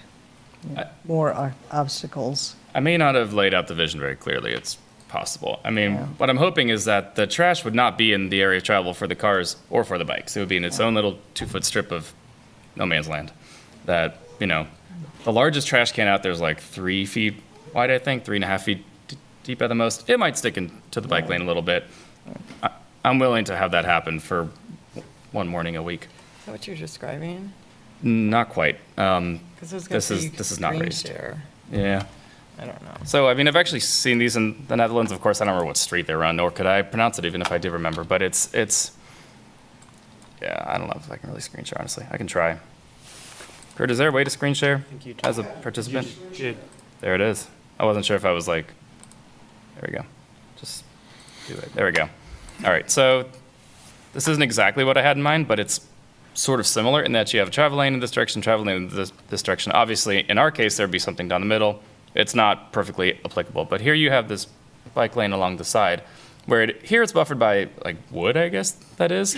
In our case, instead of that, you would still have, ideally more, maybe 2 feet of something in between, but it would be raised up to the level of the curb. So, cars can't easily just hop into the bike lane. Sure they can, but it's not likely that they're gonna hop the curb as much as they would cross a piece of white paint. So, then in this, where my arrow is going, ideally would be some kind of grass buffer and also the space for the pretty tight radii driveway entrances. And then, it's hard to show when this is at the same elevation as the street. It's not a great example, frankly, but hopefully it kind of explains it a little better. So, but you're describing having those concrete barriers there too. I don't think you'd have to if you had a 2-foot barrier and it was at curb height. I think you could avoid that altogether. Because there's enough of a curb height? Yeah. Yeah. Because if you did have those, it'd be really annoying for trash pickup. If you had to roll that into a street, I don't think you'd want that. So anyway, if I had good Bluebeam skills, I could just kind of draft something up. I do not on the fly, not what I'm trying to talk. So unfortunately I don't, but I do feel like with some creativity, there is possibly a way to make this work and satisfy everybody by having protected and/or separated bike lanes, easy trash pickup, and driveways that cross but don't cause the sidewalk to go all loopy. So. Just to try to hop around as much as possible. The city arborist, what was, did they report back about how much space the trees would need in order to stay healthy and vibrant and all that in relation? I did get a report. I'll have to get back to you on the exact numbers. It was a summary email, and then he had a spreadsheet, and I had asked him to look at doing a 10-foot wide shared use path in lieu of the sidewalk where it exists now. So I would just assume that would be 5 feet closer to the trees. And he reported on every species, diameter, breast height, condition, and distance from curb and sidewalk, and how they would be impacted by either widening the road, something we had looked at initially, or putting a shared use path in lieu of sidewalk. Aaron, I would just jump in and say I don't think there's a generic answer to that question. I think, each tree is different species-wise on what it needs, and I think that's what you're going to run into is each yard is going to be different depending on where they're horizontally, what species they are. Yeah, I guess I only asked that because so many of the conflicting elements we're dealing with here is the really tight multi-use space which is on the edge of the actual roadway, so if it's possible to keep the trees healthy, happy, and that green space still be good and widen that existing sidewalk, because it's already a sidewalk, it would just have to be wider and have that be a multi-use, just like our multi-use paths that are shared by pedestrians and bicycles. Right, and then you're so far from the traffic that it's kind of a non-issue. Separation's not an issue. Right. Yeah, I see that. We did ask folks about a shared use path as one of the multimodal improvement measures at the first public open house, and it didn't rate all that well. If you look at the study that was with that. A lot of people said they wanted it, if it did go in, it needed it just from the general comment, not the drop downs, that it should be striped to separate bikes from pedestrians. And I think people have maybe just had experiences with riders on Mass or elsewhere riding on the sidewalk when they're pedestrians, and right, so. Well, that's a very good point, because there's two pieces of data that maybe weren't accurate with that decision or with that preference. So if you're used to sharing a 4-foot wide sidewalk with a bicycle, that's got to be uncomfortable if you're walking for. But that's not what was presented, but yes, I see what you're saying. Yeah. If that was your experience, right? And then also if it's a decision of, okay, either we have trees or we have a multi-use path, they're going to say, oh no, I like trees, because we all love trees. Trees are amazing. They're beautiful.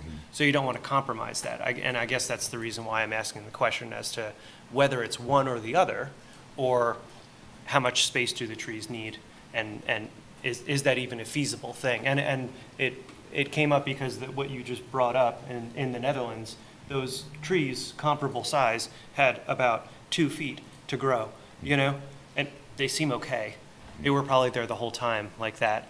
But I just consider that in relation to this 19-foot green space we have here, if that's the space that we can buffer, you know, to Right. solve so much of this tight, conflicted edge. Yeah, there's a large green space, and the trees are mature. One commenter, just to digress, had said, why can't we remove the trees and make the road wider and really make this great, and then just plant new trees, and they will be mature, and someday, you know, that was something we had not considered because the trees were such amazing specimens, they wanted to be protected.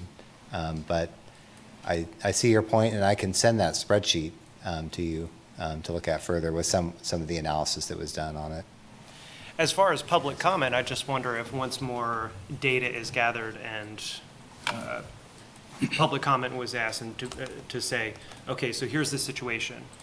If we do this, then that. So if we don't know whether the trees are going to be affected by a wider multi-use path, then it's kind of hard to get really accurate public comment, you know? And maybe the public comment period is done, and maybe that's a moot point, but. I think the study that was done was pretty thorough, so I'll have to look at that again, but with that combined with the shared use path being not well voted on, in general, I was a bit surprised, but a lot of folks wanted to see the on-street bike lanes separate for cyclists than just shared. Yeah, it's on page 67 of the study document. The hierarchy of what the public comment was. So improved sidewalk condition was number 1, preserving street trees was number 2. So it was ranked really high from the beginning.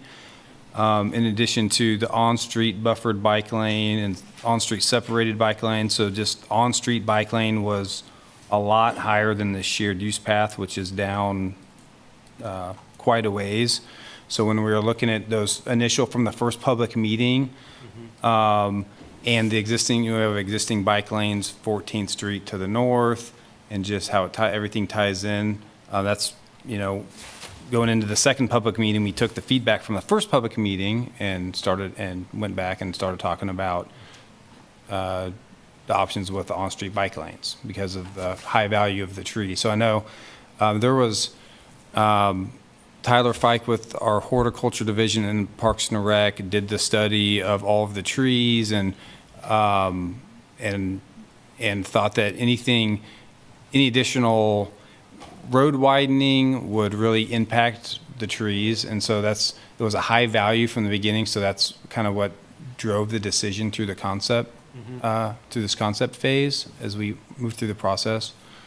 So I think it was the two things. One was here in the on-street bike lanes, and then obviously with the trees, both of those things really kind of drove the decision where if you did an off-street shared use path, you're impacting the trees, and it wasn't the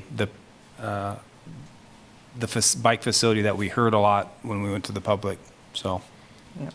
Yeah, I suppose I'm only bringing it up in conjunction with the complications with, you know, the waste removal.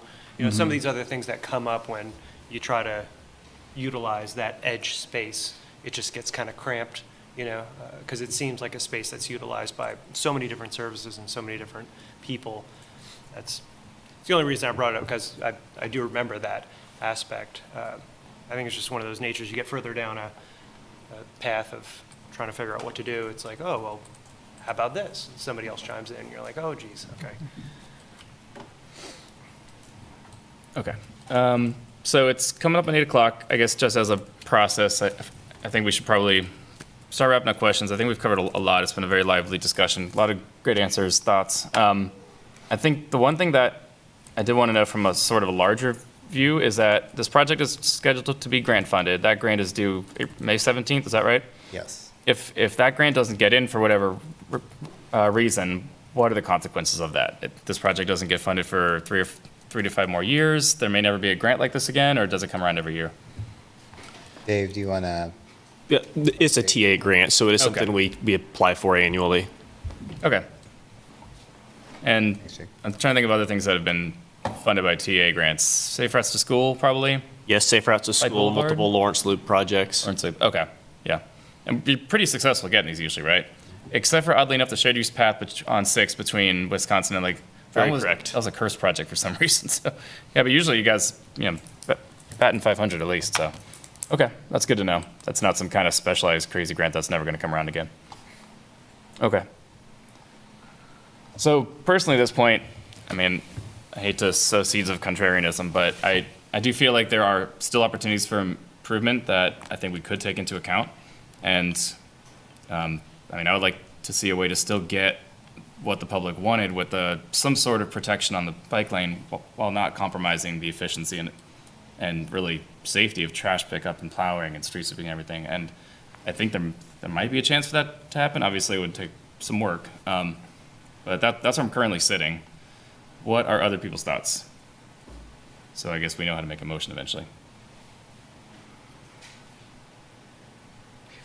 I know we can put a protected bike lane on Mass. I mean, I know I'm not an engineer, but I know that we're putting these in all over the country successfully, even with driveways that we have to navigate. So I'd be happy to do some research and look at other municipalities and see how they've done that and share it with you if that's helpful. But I did do some research on what other cities are doing, most regarding snow removal and debris removal. I didn't look at what they're doing for protected bike lanes other than a couple case studies where Kansas City, Missouri just completed one. I believe it's more like a cycle track. And other cities are doing more like cycle tracks where they can clear snow with traditional equipment and sweep with the same. And I've looked at what specialized equipment is needed, how much it would cost, and that kind of thing. And that was thought to be the initial cost was not exorbitant for doing protected bike lanes, starting to do that in the city. From discussions with Mike, it was more about personnel and then some of the other items that eventually we would get used to potentially, and that kind of thing. It came down to, was it the right place to do it for the first time in Mass? And I understand your statements about, where is the right place to do it. So it's left in the concept study as we recommend painting, but further study during design to assess whether we can accommodate everything for more protection on the street.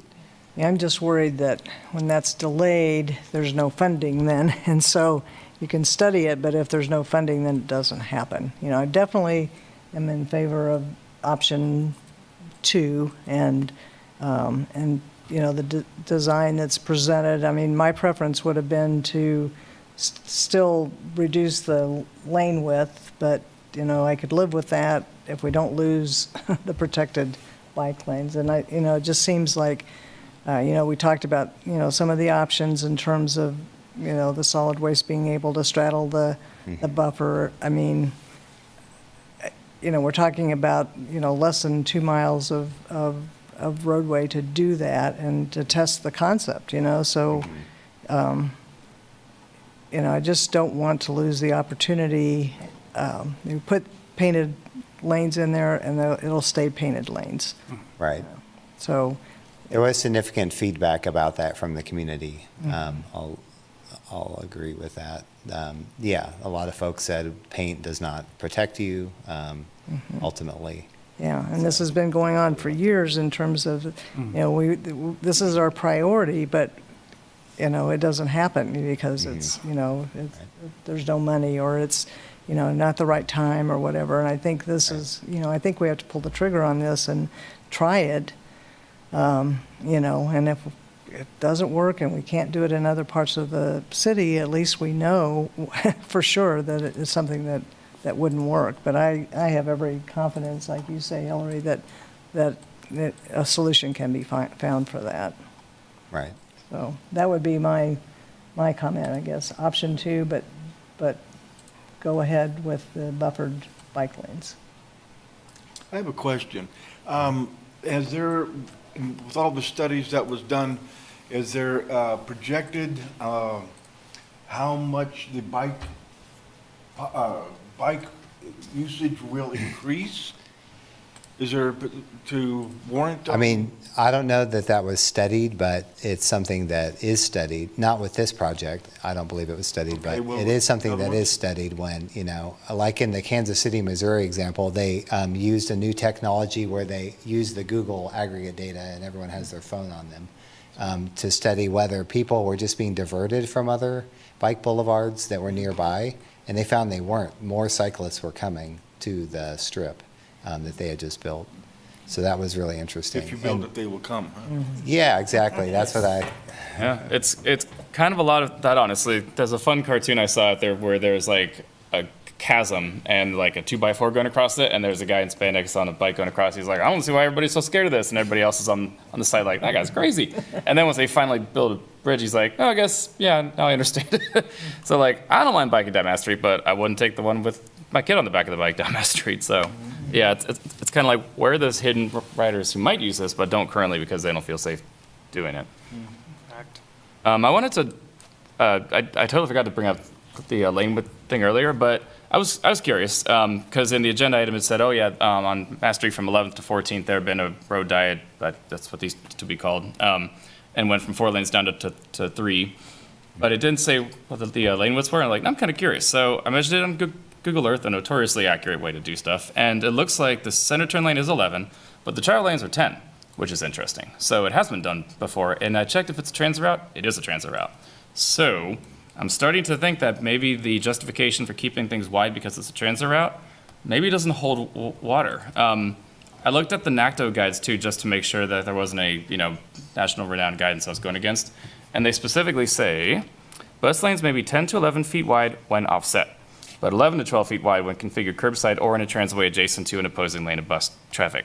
That's not the case, but they are offset, which is why they're probably only 10 feet from 11th to 14th, because there is a buffer and a center turn lane, which is what NACTO counts as an offset.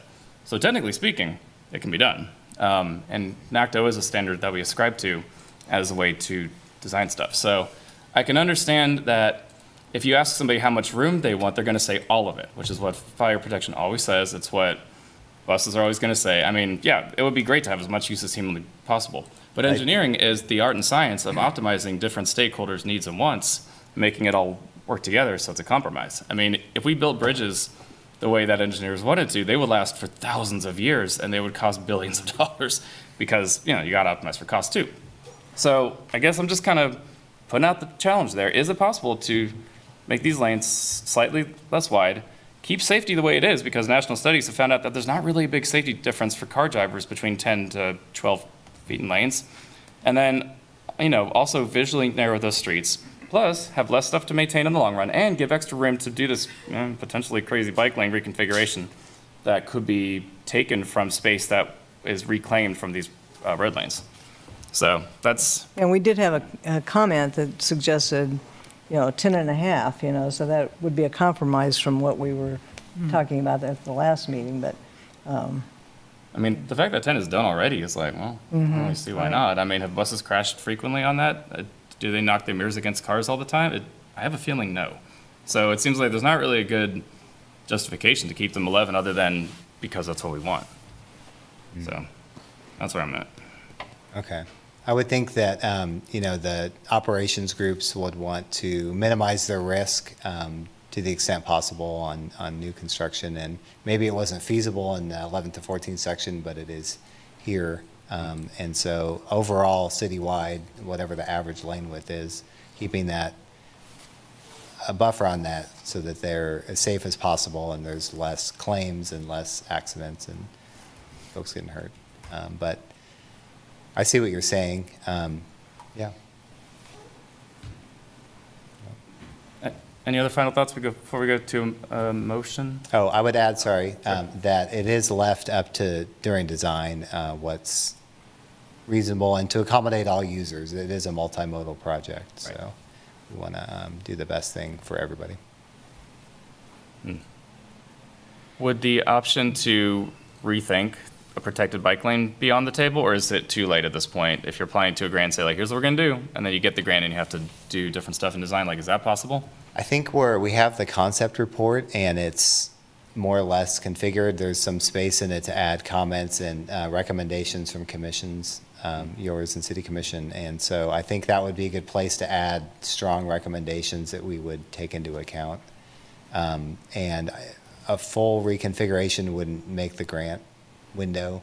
I think we're going to City Commission on the, I'm not sure when it is because the 16th meeting is getting canceled, but it's coming up pretty quickly. And then that doesn't leave a lot of time to reconfigure. Yeah, but as far as our recommendation goes, it's not to have the medium for the operation reasons. So we're not in the next month or whatever before we're not re-looking at that. That doesn't mean you may not agree with it, but that's our staff recommendation. Right, so the next month, I can understand that. I just wasn't quite sure what was, I guess, realistic to change during the design portion, because you said like lane width, for example, could be changed during the design portion. What else can be? Like how strict do you have to follow the plan of the grant? That's a great question. I'm not sure I know the answer to that. Any thoughts, Dave? Or? Yeah, I mean, ultimately, I think this is like, this concept we've gone through is kind of, we're high level, right? We're trying to discuss the 4 lanes versus 3 lanes, the bike facility. The lane widths, I mean, that is something that we would get into with design, but our recommendation, I could tell you, wouldn't change from the 11-foot through lane. The consultants had a recommendation of 12-foot for the center turn lane. That would be something that we could look at going down to 11-foot, in my opinion. But from the, our bike PED guidelines are similar to NACTO. It's worded pretty much the same as what's in NACTO that you just referenced, that 10 to 11-foot lanes on arterial streets and on freight and transit corridors. The outside lane is typically 11 feet, and so here we only have 1 lane. Our buses with the mirrors are 10.5 feet. We talked with our transit director, Adam, about it. He was in favor of the 11 feet. The bus drivers, and it's tough to drive a bus. I haven't done it, but I take his word for it. And so we're just, we got to weigh all these things in. So I do appreciate the concern about doing as narrow as possible for safety, but we also have to think about the traveling public and safety and crashes. And so that's kind of where we landed with our professional recommendation, was the 11-foot through lanes. Right. The center turn lane, I think, could be less than 12 feet. Right, so I understand all that. Now I'm curious, if it's a high-level description that you're selling to the TA grant program, what is that high-level description currently? It sounds like it is go from 4 to 3, keep the curb-to-curb right-of-way, more or less, add a bike facility, a protected bike facility, separated. What's the wording, I guess? Because depending on what that is, that may give room to wiggle later. But if there is no wiggle room, that's a different conversation. Yeah, our intention would be we're not moving the curbs, and 4 lanes to 3 lanes, kind of what we've shown in the concept study with what we're doing at 19th and Mass, with the bulb outs, or what do we call them, the island? Yeah, the left turn restrictor. Yeah. So I actually still haven't seen a drawing of that. I'm very curious. It sounds cool, but on the It's on the strip map. It's the last page of the strip map. study. Okay. That's what I didn't see. Gotcha. So yeah, it's not going to be as prescriptive as we're putting in 11-foot lanes, or 11.5 or 10.5, or it is high level, and we'll have a cost estimate, and then the design details would be worked out in the design plan. So hopefully that helps. Yeah. With the grant as much as it can. Yeah. Okay. Well, any other questions before we do a motion then?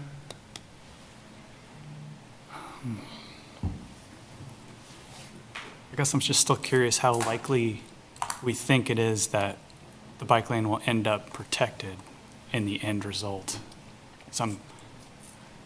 It will end up what, sorry? How likely is it that this project will end up with that bike lane being protected? Physically protected. Yeah, right? yeah. Because I mean, the proposal right now is saying we're rolling out a buffered painted lane, and we might end up with protected. Is that basically? I don't anticipate that we're going to get a protected lane, a protected bike lane. That's not going to be our recommendation, our staff recommendation, unless something comes up. I mean, you heard from Mike and the operational challenges of that, and we did the trial with the solid waste and all this discussion. We gave it a good look. That's part of the process with this concept phase that we're in the past, where we would start talking about these things at design. Now we're doing it at the concept phase. Right. So it's it's just something that we're not recommending. So if this board says, hey, you must do, or our recommendation is to do a protected bike facility, then that can be your recommendation, and it would go to the city commission. Ultimately, this concept, we anticipated to go to the city commission for approval or adoption, kind of the design intent in the future, whether it's we get a grant and start design now, or if it's a year or two down the line. So hope that helps. I mean, if we had to look at something, if we had to do more study, we would have to re-engage design consultant and go through some more process if we were looking at anything that was drastically different than things we talked about through this public process. Yeah, so my feeling is, the recommendation, my feeling is the recommendation should be that, we recommend, proceeding with option 2, with the 3 lanes, 11-foot travel lanes and 11-foot center lane, and that could be, further studied, but definitely a recommendation for protected bike lane. So that's my motion. I second. Okay. We have a first by Commissioner Collette, a second by Commissioner Carter. All in favor, raise your hands. 1, 2, 3, 4. Okay. And not in favor, raise your hands. Okay. That's 4-2. Okay. 4-2. So when we're talking about the protected bike lane, you're saying like a 2-foot raised median. Right. Okay. Just wanted to make sure that was clear as we convey that to the city commission. Okay. Yep. So it was 4-2 with Commissioner Kuzmyak And Aydelott. Aydelott? Yeah. Or Nays. Okay. Yes, correct. Thank you. Okay. Thanks, everybody, for the discussion. Thank you, Aaron, for walking us Yeah. through all that, and from Yeah, thank you. Mike for staying around. Much appreciated. So Thanks for all your work on this. I think we should probably take a quick break. It's been a while. It's like the old days. All right. Let's get back by 8:25. Is that reasonable? Okay. Let's do that. Thanks for coming. Okay. Did you have enough coffee today? Apparently not.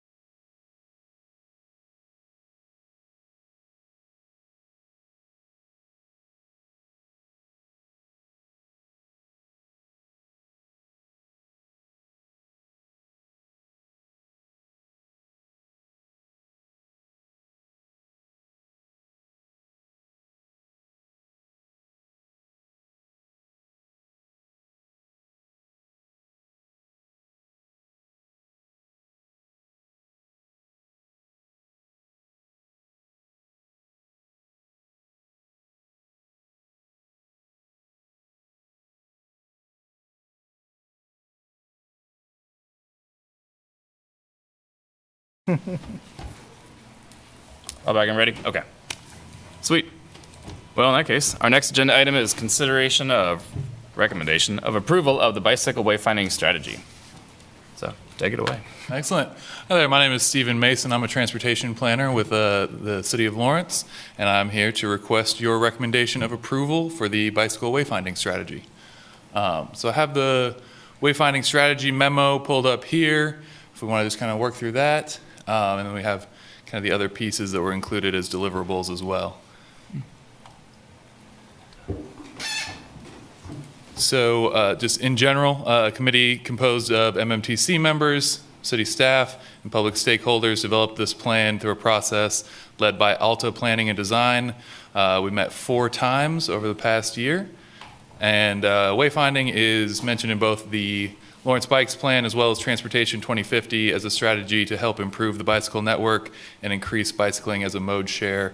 Wayfinding can do more than connect people from A to B. It helps create an identity and changes the perception of bicycling and creates a sense of place. So that's kind of what they cover early here. Vision and goals.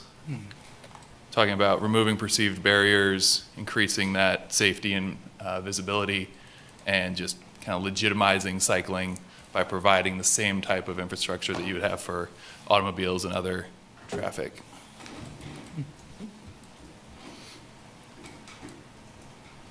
Alta led this process with the steering committee, kind of started with some existing conditions, the assortment of different brands and styles that we have throughout the community currently, looking at downtown Lawrence. The Lawrence Loop had some signage a few years back that was added in through a grant program. We have a pretty traditional system in place for our street signage, things like that.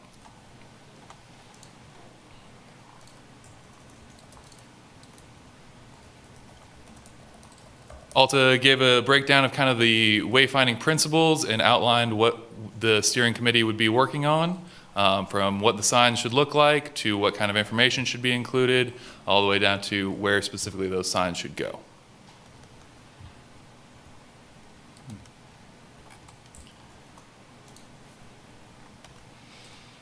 Some basic principles: maintaining motion. We want to make sure that these are things that you can read from your bike while you're riding. So these are bicycle-specific wayfinding guidance. We want them to be predictable and consistent, so you know this sign is the bicycle wayfinding, and I know that I can rely on that and trust what it says, and just make sure that we are promoting active travel by making this network visible and accessible. Talked about the different kinds of wayfinding elements to help create a sign family to be used here in Lawrence. Access elements are the kiosks. Those are for where you would access the trail system, where there would be multiple points of, multiple decision points in a small area, or additional information we would want to share out, depending on the nature of the area that they're in. Fundamental navigational elements are your pretty bare bones classic decision signs, confirmation signs, and turn signs. And then enhanced navigational elements, we did also talk a little bit about pavement markers, and those were included in the sign schedule that was provided by the consultant.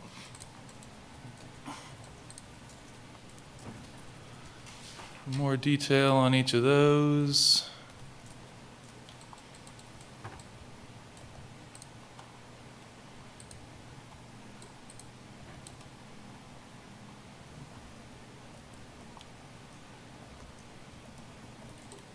At the second meeting, we started to get into destination hierarchy and some of the selections around that. We broke down a list of destinations. The consultant worked with city staff, and then the steering committee looked over the lists that were created, provided some feedback on those. Primary destinations are going to be the most well-known or most important locations in the network, and they're going to be signed the furthest from your destination. There'll be a map of that here coming up. Secondary are lesser used locations or locations with a more specific draw. They have a slightly smaller radius that we would sign them in. Actually, let's get to that here. That's this map. And then tertiary destinations are much smaller, typically neighborhood level, and just with the nature of our network and how Lawrence is laid out currently, those are really going to be on signs very near the destination or signs that aren't otherwise filled with 3 destinations. 3 is the recommended max destination. Again, this is something you want to be able to read and evaluate, make your decision while still riding. So we want to make sure that they are easily accessible and clear. There's some guidance on how you position those and the use of abbreviations.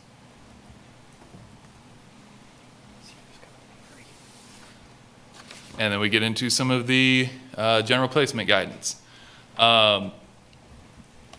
All the signs that were designed and recommended in the design guidelines and placement directions all meet MUTCD and/or ADJOURNMENT guidelines. So that really gets into a little bit of the technical piece here, minimums, maximums above the travelway distance from the edge of the shared use path or road, things like that. Again, very technical. And then just some background, this does kind of jump back to that first meeting that the steering committee had on the visual preferences. So they had an assortment of activities that we all went through, voting on sign types that we liked, color schemes, other materials and inspirations that we felt represented the area. And so this just kind of touches on some of those, but the entire response is in the appendix as well. They came back from that first meeting with some draft examples. They gave us 2 different styles with 2 colors each. The first being the new fashioned, which they provided in green and blue. And then the vibrant Lawrence, which had a little bit lighter color palette and slightly different kiosk arrangement. You can see those here. That came in a light and a dark. Again, we voted on these. New fashioned was by far the most popular among the steering committee, but we did combine a few of those elements to a final product. There was also some discussion of whether or not the sign should be different colors on and off street. Strong support for keeping those the same throughout. So we ended up with the preferred concept here that does follow most of the city's color brand guidelines, but is a combination of both of the kiosk styles. You can see those here. And then this is the rest of the sign family that was provided. Includes the city logo, went with the blue.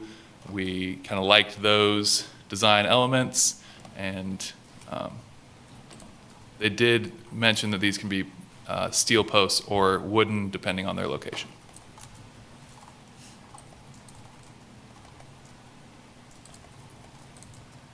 We do get into, again, those destination discussions, primary, secondary, and tertiary.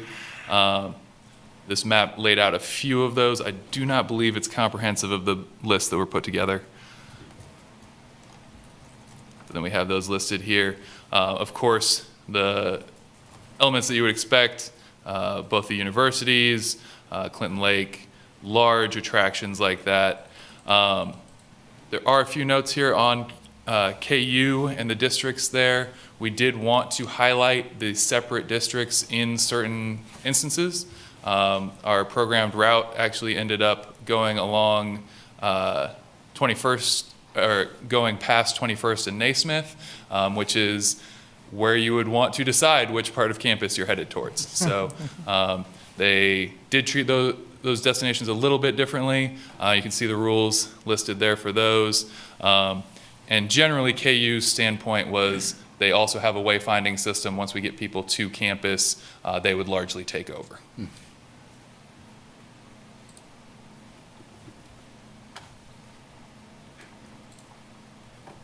And then we got into point 3, the placement plan. So we requested that they schedule a route from the Lawrence Loop by the Baker Wetlands north to 19th and Naismith. That was about the length that was in the scope and got us just over 30 signs programmed, with the goal being seeing these different parts of the sign family in action so that we can expand this guidance to a community-wide project in the future. Got just some screenshots from that. And then we start getting into the appendix from the meetings. So happy to answer any questions on those. Okay, thank you. Any questions from the commission? Comments, anything? Who was on the wayfinding committee again? Was it you, Pat? Oh, Both both of of you. us. Okay. Any comments from your time on the committee? I think the final design looks great. Yeah, I mean, those designs, I think, were, with the whole committee, I think it was pretty much a consensus, for that particular style, and being particularly very visible, and then also, but, bringing in the elements of the city of Lawrence with the logo, and so I think the consultant did a really good job. Sorry, you may have already answered this. Are sort of older signs, such as the old Lawrence Loop sign, and like there's some parts that predate the idea of a Lawrence Loop that have like a different sign. Are those going to be replaced or kind of sit there as legacy signs? I think that would largely be based on where they are in their life cycle in general. Okay. Taking some photos for just comparisons and working on this project. One of the signs along the Burrows Creek Trail had gotten to the point that it was replaced about, I believe, 18 to 24 months ago. So it's pretty solid early in its life cycle. Some of those other ones are starting to be a little more beat up. You can still see the language on there. I know that the Lawrence Loop had some mileage markers, which are not directly addressed in this strategy, and so those would probably stay for the time being until something else replaces them.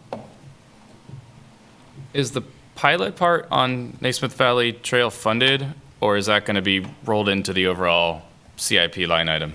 That'll be included in the CIP line item. Okay. And is this eligible for grant funding? Is there any grants that apply to this, or? Yes, so we are pursuing a cost share grant through KDOT. So hoping to get some support to be able to implement this community-wide in kind of one swoop instead of trying to piecemeal it together. Okay. And do you have an idea of what the total cost is expected to be, or are we not there yet to be able to estimate it? Or did I miss it entirely? It's possible. We have an estimate to start with, but. Right. Stephen, when we put together that cost share application, I think we tried signing the entire primary and secondary network and came up with about $1 million project. So that's what we asked for in the grant. Does that sound accurate, Stephen? Yes. So we looked at about 91 miles of primary and secondary funding network using the strategy and the scheduled route that they provided, created an estimate for a per mileage, how many signs we would expect per mile. We looked into per intersection, and that got dicey very quickly.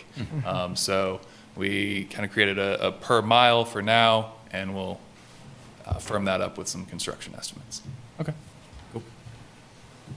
Any other comments from up here?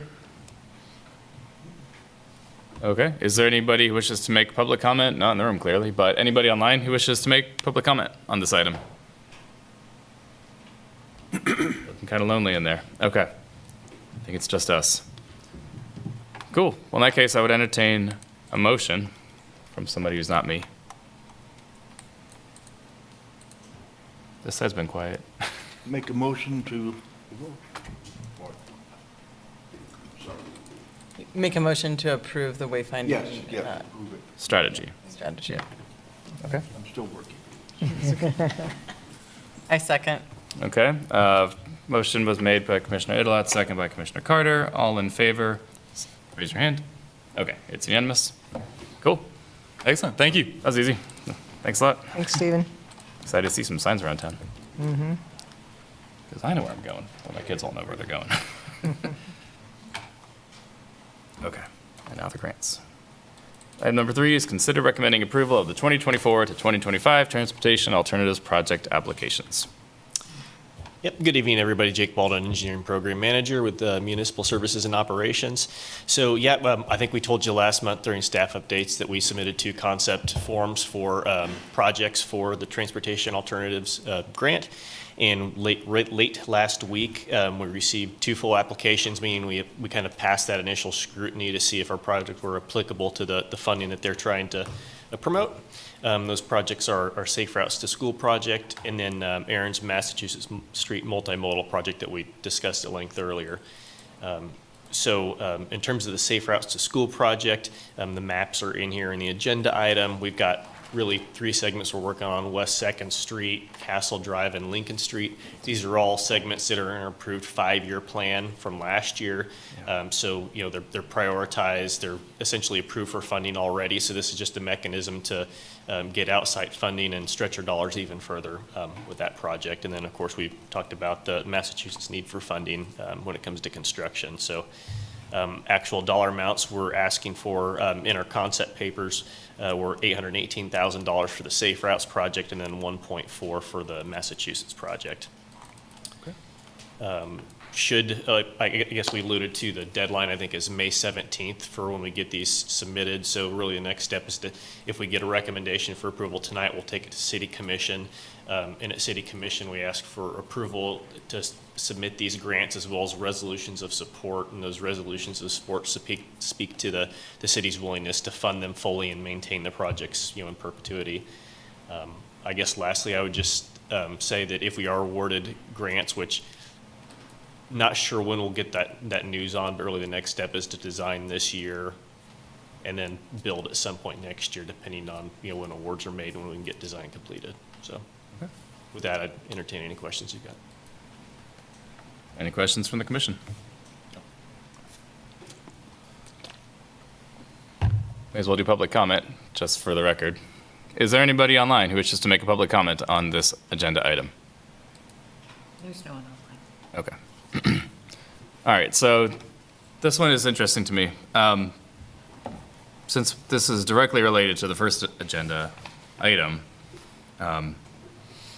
since my vote was not to approve that, it seems like it would just have to be by logic to not approve submitting the grant as is, specifically for the Massachusetts Street project, but I have no issue at all with the Safe Routes to School project. So I don't know what kind of motion that requires. If it's just a single one and it was to approve both, I would have to say no, because otherwise it would be an internal conflict. Like that logic doesn't really line up. I don't know if it really matters to split it into 2. I also don't think that it's going to be denied. So I think a single vote against or even 2 votes is not going to kill the motion. So that's where I'm at. I'm also supportive of the Safe Routes to School grant. I would vote no, though, on it because I want to see the protected bike lane in the Massachusetts Street project. So, yeah. I don't know if you can submit 1 or 2. Yeah, we would definitely take separate motions on these projects if you wanted to support one and not the other. Okay. And perhaps that's simpler then.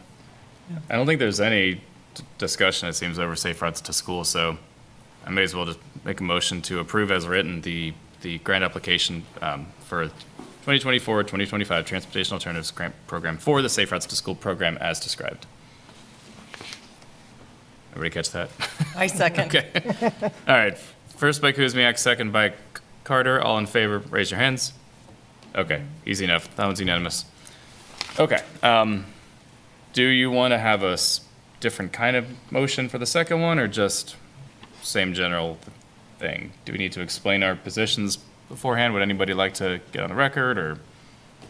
Yeah, I guess, I understand that you didn't, vote for the other, so it's basically this application, though, would be based on what we talked about in the earlier agenda item, right? And making the recommendation that, I mean, it will include, well, will it include protected bike lanes? We don't know in terms of this application. The text on the memo does say protected on-street bicycle. The estimate kind of went worst-case scenario. We're going to ask for the most expensive. We put this together, before that discussion, that agenda item was finalized. Right. So there is a little discrepancy there. But the dollar amount we're asking for would cover that scenario. Would cover protected bike lanes? Yes. Okay. It does seem that like protected bike lanes in the given configuration would kind of be a no-go with MSO operations, which is why I was against that particular configuration, because like I don't think we can get what it's for if it stays on the street in the way it's currently proposed. Like that geometry is just probably not going to work with trash. I mean, that was my concern. Yeah. I think it can be done. That's the kind of attitude I like. The can-do attitude. Well, I think it can be done too. I just think it's a question of like, will it be done?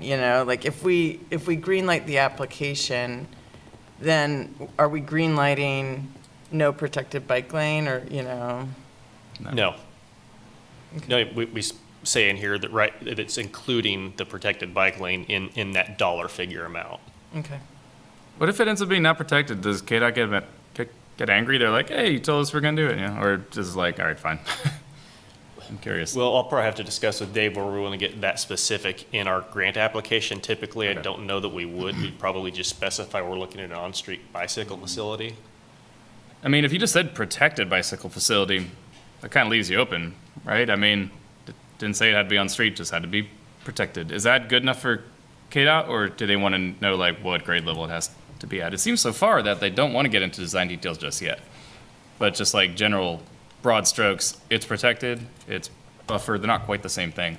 I think they expect most of those to get worked out in the design. Okay. Yeah, I don't think it would matter for KDOT. I think it might be important just from the board's perspective on if we specifically staff stuck with the painted bike lane, and then we're still, we'd like to get the grant, because if we don't get a grant for the project, it's not going to happen. No lane's going to happen. Neither is going to happen, at least for this year, this cycle. And we don't, unless we don't have plans to come back and re-study anything. So that's kind of where we're at. So you could make the recommendation to be specific on the protected, if that's what the board wants to do, and then we can make we can have the conversation with KDOT, make the application, and at least get us down the road a little bit to see if we get the award, or you can just say protected or don't do it, and then that would be a decision conversation we would need to have, and we'd need to get a resolution of support from the city commission to move forward with the application to maintain whatever we build. That's what KDOT requires. So if you told us that you didn't want us to apply at all because it's protected or nothing, that would be good to know. That makes sense? Yeah. Is it possible to make a motion for approval contingent on the fact that it's only approval assuming that in the application itself it states clearly it will include a protected bike lane? Is that a thing?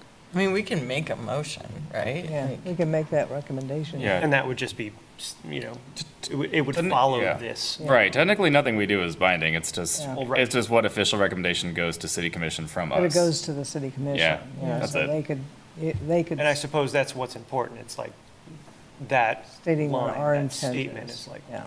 okay. Yeah. I mean, I'm supportive of the project if it includes the protected bike lane. But I'm like a broken record up here. I think there's so many good things about the project. The lane reconfiguration, like it's really needed. So it's like towing that line is tough, but I also think, gosh, it's so ripe for. You're gonna do it right. Yeah. If I vote no again, or rather if I voted yes now, would that even make any sense? I mean, is that internally consistent?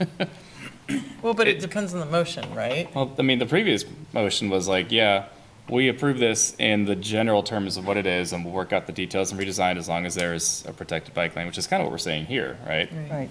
So I think my issue is that there's enough design elements that I feel like could use improvement that would not be deal breakers that could be looked into. I mean, I'm just one voice, so. Yeah, well, and we're not at design yet, so that's the thing. You can't design anything if we don't have any money for it. So, Yeah. I mean, I want capital funds for our projects, Right, it's like, right. I know we need them, so. right. I mean, I think we can, recommend approval of this and with the intent that there will be separated, protected bike lanes. So that's my motion, I guess. Any other thoughts? Just kind of let me think. I'll second. Okay. I think we need an official motion though. Yeah. I know where you're going, but. Yeah, a motion that we recommend the application for TA funds for the Mass Street project, including a recommendation that separated, protected bike lanes be included in the design. Second. All right, just give me 1 second. Action requested is to remove approval of the plan. Okay. I think the distinction that I'm going to make here is that the first agenda item was recommend approval of basically the whole improvement project, whereas this is the grant application. I have reservations with the project, but I think the grant application is close enough that those reservations could be addressed. So therefore, yeah. Sorry, I know it's not the time to discuss, but it took me that long to process and figure out what I was actually distinguishing here. Yeah. We're happy to go along for the ride with you. Everybody's here for it. All right, so that is a first by Colette, second by Baltuska. Okay. All right, all in favor, raise your hands. Okay, and all not in favor? Okay, that's 5-1 with Commissioner Aydelott against. And just so that I have it correct in the motion, it's motion with bike lanes specifically in the Protected, separated. protected, Separated separated bike bike lanes. lanes, specifically in the. The grant app? In grant application, yeah. Yeah, I think that was the distinction. Okay. Okay. Thank you, Jake. Thanks, Jake. All right, that brings us to staff items. The Ruck, is that you or who's, oh, Steven. I just found out about this on my own time and I was excited to see it, so let's talk. Yes, so we have the KDOT pilot program for the Midwest Road Usage Charge. So that is a program being run by KDOT, but they are looking for people to participate in the pilot. So you can apply online and they will select people to participate for a 3-month window. Variety of tracking methods that they want people to try. There are a few cars that are designed to track and report. Some people will just take photos of their odometer and report on that. And so really it's just a chance to provide a Midwest perspective to road usage charges. These have been implemented in other states and other areas, but mostly on the coasts. So the state has partnered with a couple other locations. I know Minnesota is part of the pilot as well. And so they're looking for people to participate, and there is compensation as long as you meet their other requirements. They have a very big asterisk that if you work for KDOT, they cannot give you the $100. But so they are looking for both regular everyday vehicles, medium duty vehicles, and then large freight as well. So if you have those connections or know people with the larger vehicles, tell them to participate as well. You mentioned that other places were doing this already. I thought this was still in kind of the theory section. Do you know of any jurisdictions off the top of your head, like state or local DOTs?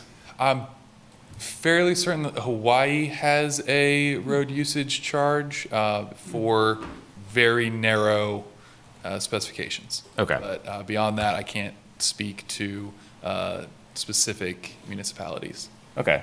Yeah, I thought I was keeping up with this fairly well, but all of a sudden to hear that there actually are implemented ones, like, that's exciting, very interesting, because it makes sense, you know? I mean, once electric cars start becoming more popular, and also with the, actually, perhaps you can explain, is it just the mileage, or is it mileage times a weight multiplier that would add to the road wear and tear from it? I can't speak to that. I would presume that they are looking at both of those. That would probably get more into that heavier end, why they're looking for specific people to participate in that piece. It is an application process as well. So I do know that they're not just taking everybody through the door, making sure that they get a good cross-section of vehicle types, but also locations. So they're really wanting to make sure that they get a good cross-section of the state. Clearly people in smaller areas further west are going to use their cars differently than one might here in Lawrence or Kansas City. Cool. What's a medium-duty vehicle? Like, yeah. Maybe? I believe vans, small delivery trucks. So a fairly niche market, but certainly one of growing importance. Not like semi-truck drivers, though. No, those would be the larger. Yeah. Okay. Maybe Hummers. How big do you have to be medium duty? All right. Well, cool. Thanks for the info. Very exciting. Absolutely. And now, regional freight study. That is also me. So Lawrence Douglas County MPO is part of a regional freight study being led by Mark. It is Lawrence Douglas County MPO, Mark, and the Pioneer Trails MPO, looking at the corridor from about central Missouri through Lawrence. So that's the eastern edge, and then we're filling in as that western boundary. And they actually have a kickoff event tomorrow at Orange EV, which is an electric truck supplier, manufacturer. And so they will be doing their initial public engagement with some of the freight stakeholders in the area, and then kind of moving from there on the next, I believe it's a year-long study that they're going to be looking at the future of freight. Is there any part of this that's going to involve us, or is it just kind of something to keep abreast of? I think mostly just to be aware of, and we do want to get the information out. I think Mark is aware of their potential bias in representing a more developed, more urban area, and a lot of the discussion for some of those more eastern and western portions are more based on farm to market and agriculture, and how that affects the roadways and access. Are trains and ships also involved, or is it just trucks, basically? Yes. So all shipping would be involved, yes. Cool. Okay. Interested to see where that goes. Cool. Thanks very much. Any other staff items that aren't listed? Okay. On to commission items. Start with Climate Action Plan Steering Committee. Commissioner Baltuska. I don't have much of an update. I think they're still trying to get on Lawrence City Commission agenda. I don't believe they've done that yet, but I think that is their next step. All right. From the Land Development Code Steering Committee update, we keep having meetings, but it's kind of small things. There's not really anything of interest to report out. So we're still waiting on Module 3, which is going to be processes, which may actually involve us, or at least have an opportunity to comment. So until that happens, not much news on that front. Vision 0. We have our first meeting tomorrow. How exciting. Yeah, I'm very excited about it. So you found a consultant? They found a consultant? I believe so. Stephen, you might want to talk more about this. I just have the agenda. This one has been of great interest to me, so. Yeah. Yes, so our first meeting will be tomorrow at 4 p.m. We will have a hybrid for that. We will have a recording, so that can be watched after the fact as well. We do have a consultant. We have Olson is going to be working with us, and yes, they'll start some of that kind of setting the groundwork and scope and kind of goals. We'll start with tomorrow. Sweet. All right. Awesome. It's happening. And then bricks. Bricks. Okay. So we had our meeting a week ago, I believe it was. First one, we had some people from the different areas of Lawrence in. Mm-hmm. It did show up for it, and we had okay, let me start over. So anyway, yes, our meeting started over there at this office over here, and we had various people from here. Jessica was there, Cece Riley was there. The only two that we were missing was the lady from KU, and then the gentleman from the historical, Watkins, I believe it is, the thing. They were there, but just everybody just kind of gave their opinion of what we wanted to see about the bricks. They showed us different types of patterns and stuff, and so we had something to go on. Our next meeting will be April 4th at Carnegie Hall. It will be an open house, just like on Mass Street, and that'll be between 4 and 7. 4 and 7. Okay, cool. And what were you, oh, sorry, go ahead.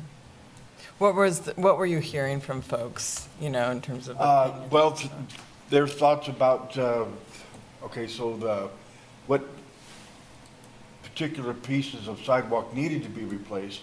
And we will be doing as a group, we will be going around different spots in Lawrence, where the brick sidewalks are and stuff, to see which ones are in more dire repair than others. And there was a lady there that was lived in part of Lawrence where there was no brick sidewalks or streets, and but she did have some very good things to say about it. So I think it's a good thing that's going. Are you sensing that people want to maintain the amount that we have, convert it to modern materials, or even take back some of the old brick streets that have been paved over? I think it's going to go back to where they're using the older brick style. The stamped concrete didn't really get a, kind of approval on it, but because that was one of the decisions, and also just their concrete sidewalks. And that's where I would like to see what the historian people have got to say about them. So, Is there conversation around accessibility? yes, that was the main thing. But the second part of it is that to come up with a design, once, you pull the pavers out and putting them back in, to make sure that the same thing doesn't happen, in too short a time. I'm sure it's going to happen again, but to minimize the damage of it. Interesting. Okay. Sounds good.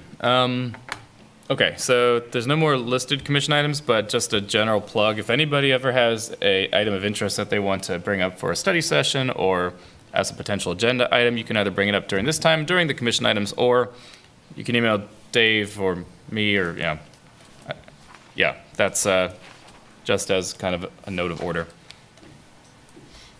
All right, moving on to calendar. See what we got going on. Next meeting is May. All right, so our study session is, at this point, planned to be the on-street bicycle facility discussion. So it would be interesting to have Mike around for that if he's available, just because now we know he's got the knowledge of what has to happen with regard to bike lane geometry. I don't know if he'll be available or not, but at least now we have a background of what the concerns are. My plan is to try to get some folks from the biking community to try to come and provide some input, maybe a little bit more of an open study session than we usually have. So that's the plan. I don't think there's any concerns with that, but if there is, let me know, and then I'll not start reaching out to people. Well, yeah, I guess we would like to know what you want us to prepare. Yeah. And for what? I guess we could probably talk beforehand just to make sure that we know what the various resources and policies are that kind of govern this, like its engineering design standards, bikeways plan, bike network, stuff like that. And I guess maybe the subdivision standards. I mean, all that's kind of in flux right now, but there is some stuff in the LDC, I think, Land Development Code, that does involve bike facilities. So I guess the reason this discussion came up is because I think a while ago, could be like a year or two now, there was, some kind of back and forth discussion of the standard is to have a paint stripe or maybe sharrows, and there's been pushback both from within MMTC and public commenters as well, saying those aren't particularly safe, and in some cases they're worse than just being on the street or being on the sidewalk. Okay, so there's been desire from various points. It's by no means unanimous, but it's enough to, I think, merit consideration, that fully buffered or protected bike lanes should be the default. But I think that merits a discussion because it's not that easy, as we found. So how do we make that the default? Does it have to be context sensitive? If so, what context gets included? So I don't know how much you guys would be able to kind of present up front, other than what are the rules currently? What do the standards say? Where do we see bike facilities going in the future based on the bikeways plan? So maybe Jessica would have to share some of that, because that comes under the bike plan. Any other thoughts? Is this something of interest? Do we need to eventually broach this topic and decide if it's something that we want to, reevaluate as to what the default bike lane looks like? And if it's not a concern, then we can always punt and do something else instead. Are you seeing the kind of the endpoint as being a more specific prescribed policy on bicycle facilities, or? So we have the bike path design guidelines. Right. I'm not intimately familiar with them, but I feel like there are various options laid out in the guidelines to say, like, you could do sharrows, buffers, on-street, off-street, shared use path, all this stuff. And I don't recall if I think there's a table that says, like, based on the road, Right. here's what the default should be. And I think the complaints I've heard are that some of these aren't appropriate standards for safety for all users. So I guess maybe the outcome would be changing the table, modifying it a little bit to suit what we think maybe is more appropriate. I'm not really sure where it'll go, honestly. It's possible that we walk away from it like, yeah, it's actually fine. Chuck did a great job. This is exactly what we want to see. And it's also possible that we might say, are you sure we want sharrows on these kind of streets? Are you sure we want straight bike lanes here? Maybe we can have a modified use table. So that's why I was going to try to bring in people from, the more bike community, like Chris Tilden of Live Well Lawrence, for example, who's on the built environment kind of thing. I'm trying to think of who else. Off the top of my head, I'm drawing a blank, but that was the plan. And this came up long enough ago that I'm kind of struggling to remember exactly how we got here. But anyway. This cool topic, can I suggest, is it possible to suggest a different topic? Sure. Okay, because since I've been doing this, there's been a lot of discussion of policies of bicycles in motion, but having a bicycle lifestyle is more than just considering a bicycle in motion. It's also considering where does the bike go when it's not in motion, which was kind of the thing I was going to bring up, but it's really late. So I wonder if the thing, speaking about bike parking, which is something I didn't realize what a big issue it was until I had this discussion with somebody who owns a business downtown, and he was like, oh yeah, we're vigilantes about moving bike racks around downtown. That's how bad it is. I mean, I know from parking my bike downtown, it's like pretty hard. You're locking your bike to trees, you're locking your bike to things that aren't meant to be locked to, and blocking up the sidewalk, and I don't know. I know there's better solutions out there, and there's been a lot of discussions of just bikes in motion, but not bikes at rest, So, and the burden, I didn't understand this, that actually was on these business owners because they allow bicycles to come inside of their facility, So now their establishment have bikes inside because the city doesn't provide a place for bikes to be outside and safe and locked up and maybe within sight of somebody who's, in that establishment. So It's probably not a bad time for the discussion because, like I've had to deflect in the past, this is actually under planning commission because it is the purview of private property owners and I guess public property owners too, which means it never comes to us. So yeah, it seems like a weird gray area where just like regular parking. Yeah, some private folks are solving the problem. If you own a restaurant, maybe you just put a bike rack out front. But then other times, that's why I was asking about the bus stops. They have bike racks, so that's kind of a city thing. So and sometimes it is on Mass Street even, right? Like every once in a while you take away a spot, you make it parking, but it seems a little bit disjointed as a policy. There doesn't seem to be a strategy.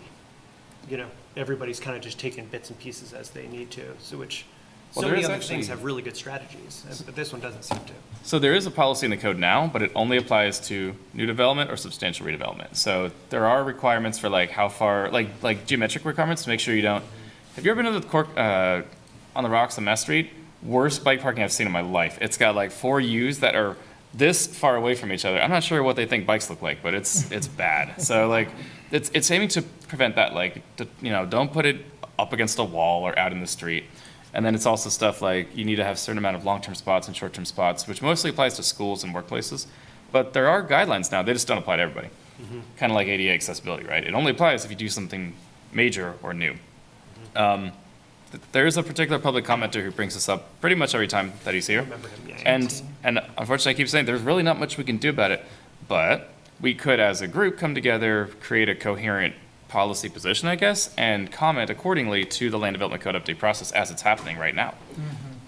It's open for comment, so Because there's now neat be the stuff time. downtown that happened in the pandemic, like some of the parking spots now being allocated to restaurants or bars. Yeah. So now that's kind of opened up the space and made it really community, which I think is amazing. It really activates downtown in a way that's really exciting, and I'm glad it stuck around and they figured out a way to keep doing that. So is it possible to continue that and encourage, just allocate a space for bikes somewhere downtown? That they're good to be, they're safe to be, they can be locked, you can see them, but that just hasn't come up, so. I guess when it comes to regulations on private property owners, would it help maybe to go over the policy first and see what you think about it? And then if you're like, this actually kind of makes sense, then, good to go. But if it doesn't make sense, then we can try to come up with maybe air your concerns during a study session and say like, okay, here's what they say about geometry. I feel like it could be better. And then we could come up with a solution. But I guess the only concern I have is that you read it and you're like, this is fine, actually. Unfortunately, what people may want to do is make it such that bike parking requirements apply to everybody. I don't think legally we can really do that. So unfortunately, that may be off the table.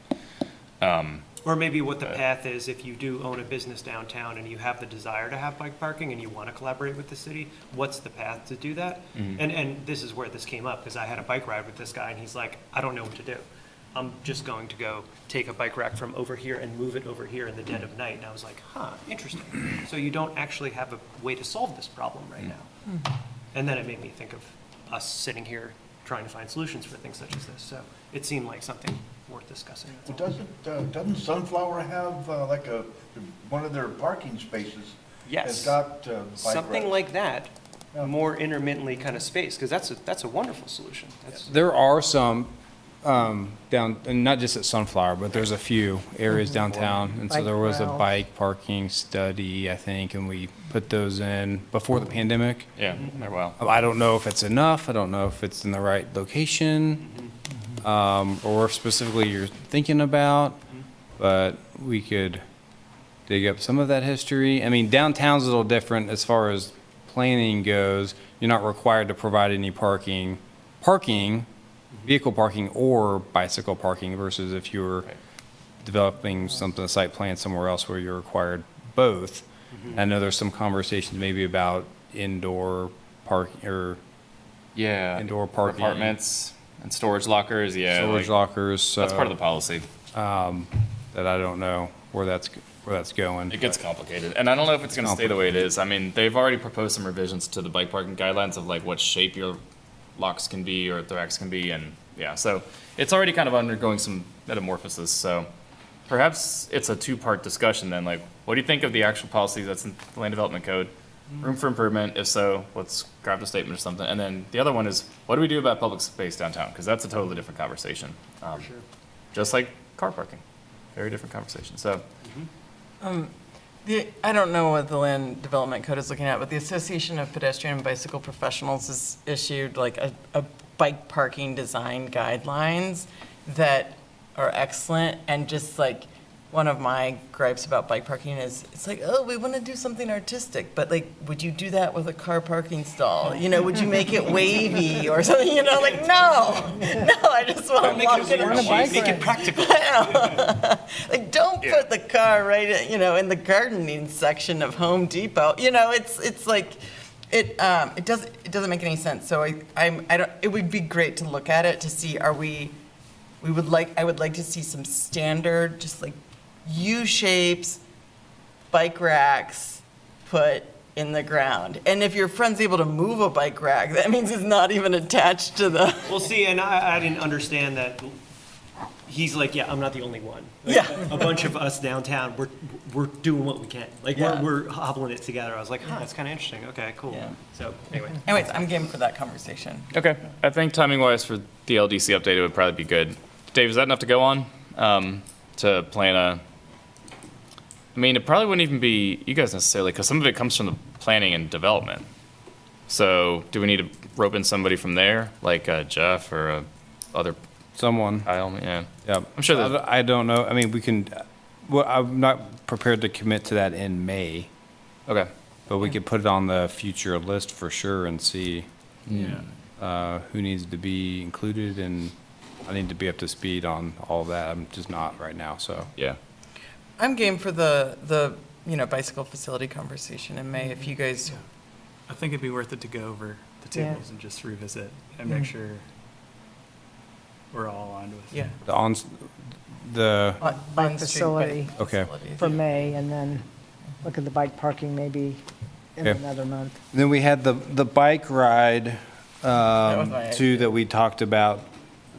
And I just tentatively put it on June 3rd as a study session, field trip. But it's really if that's what the majority of you want to do, to do that, and what specifically, and then we could organize a route or something. So that could be May or June. I think I wanted the ride to be like tied to a specific project, like if, we were doing 9th Street, but that's gonna come beforehand. I mean, well, it'll be in the middle of the process, probably, right? Well, isn't there a concept recommendation in May? Yes. Okay, Yeah. so it's not gonna have like the 3 or 4 public meetings like Mass Street then? Okay. Well, I don't know. We don't have to do it in June. I mean, like I said, I'd want it to be tied to some sort of actual project so that we could go out and get a feel of it. But if it, because it's not, then. It's not just a bike bar crawl. Do you have any ideas? Well, I was gonna say we could just did the bike ride in May on 9th for the 9th Street. And then we punt the bike facility to June. Sure. Or even do bike parking in June too. Yeah. I think bike parking in June would probably be better because it would be more in line with the timeline of the LDC update, so. Okay, so for the bike ride then. 9th Street. Let's lay out details. So 9th Street, same time as study session, public invited. Staff's gonna join us? You guys? Yeah. That sounds good. And then I guess any other ideas you have, just let me know. And we can kind of bounce those off during the agenda planning discussions that we have before and get something going. And we'll just hope for good weather. I mean, it's May, it's usually pretty good. Yeah, it's usually. It's like the one month you can count on being nice in Kansas, so. Windy, nice. Okay, and then June we'll do the bike parking, both in the private realm for development, so hopefully we can get somebody from planning and development, and then also in the public area in downtown. Hopefully we'll have time for both, I think so. This is the kind of thing I should invite a friend for. Yeah, sure. discussion. Yeah. It'd be convenient to get somebody who represents like downtown Lawrence Incorporated, for example, to get like a more overarching view of it. Obviously, somebody from the city is going to be here already, so we do have that overarching view, but it's always the business angle too. I've been talking to somebody at Cotton's, actually the owner of Cotton's, about bike parking, and she's really engaged in the conversation. So from a logistics standpoint, would it be okay to, kind of have some targeted invites of people who we think have Yeah. a useful perspective to do, kind of like a your turn, I guess, presentation? This seemed to have been okay in the past as long as we organized it for the most part. For the bike parking? Yeah. Yeah. Okay. I'll make sure Thornburg knows about it. Fella who likes to bring it up at the. I'm sure we have an email, Jess. Oh, JT will definitely come If he follows the agenda, he'll know what's happening. Yeah. Okay, cool. Anything for the regular meeting? We got traffic control crossing guard recommendations. Yeah. Been there, done that. And then multimodal concept recommendation. Dave, anything else you anticipate maybe popping up, or that's pretty much it? Not for me. Okay. Cool. I think that's it. In that case, unless there's any final comments, we're adjourned. So, thank you everybody for your time. Yeah. Sticking it out. Over. Marathons. Brain fog hit me at 8 o'clock. I know, it's like. I guess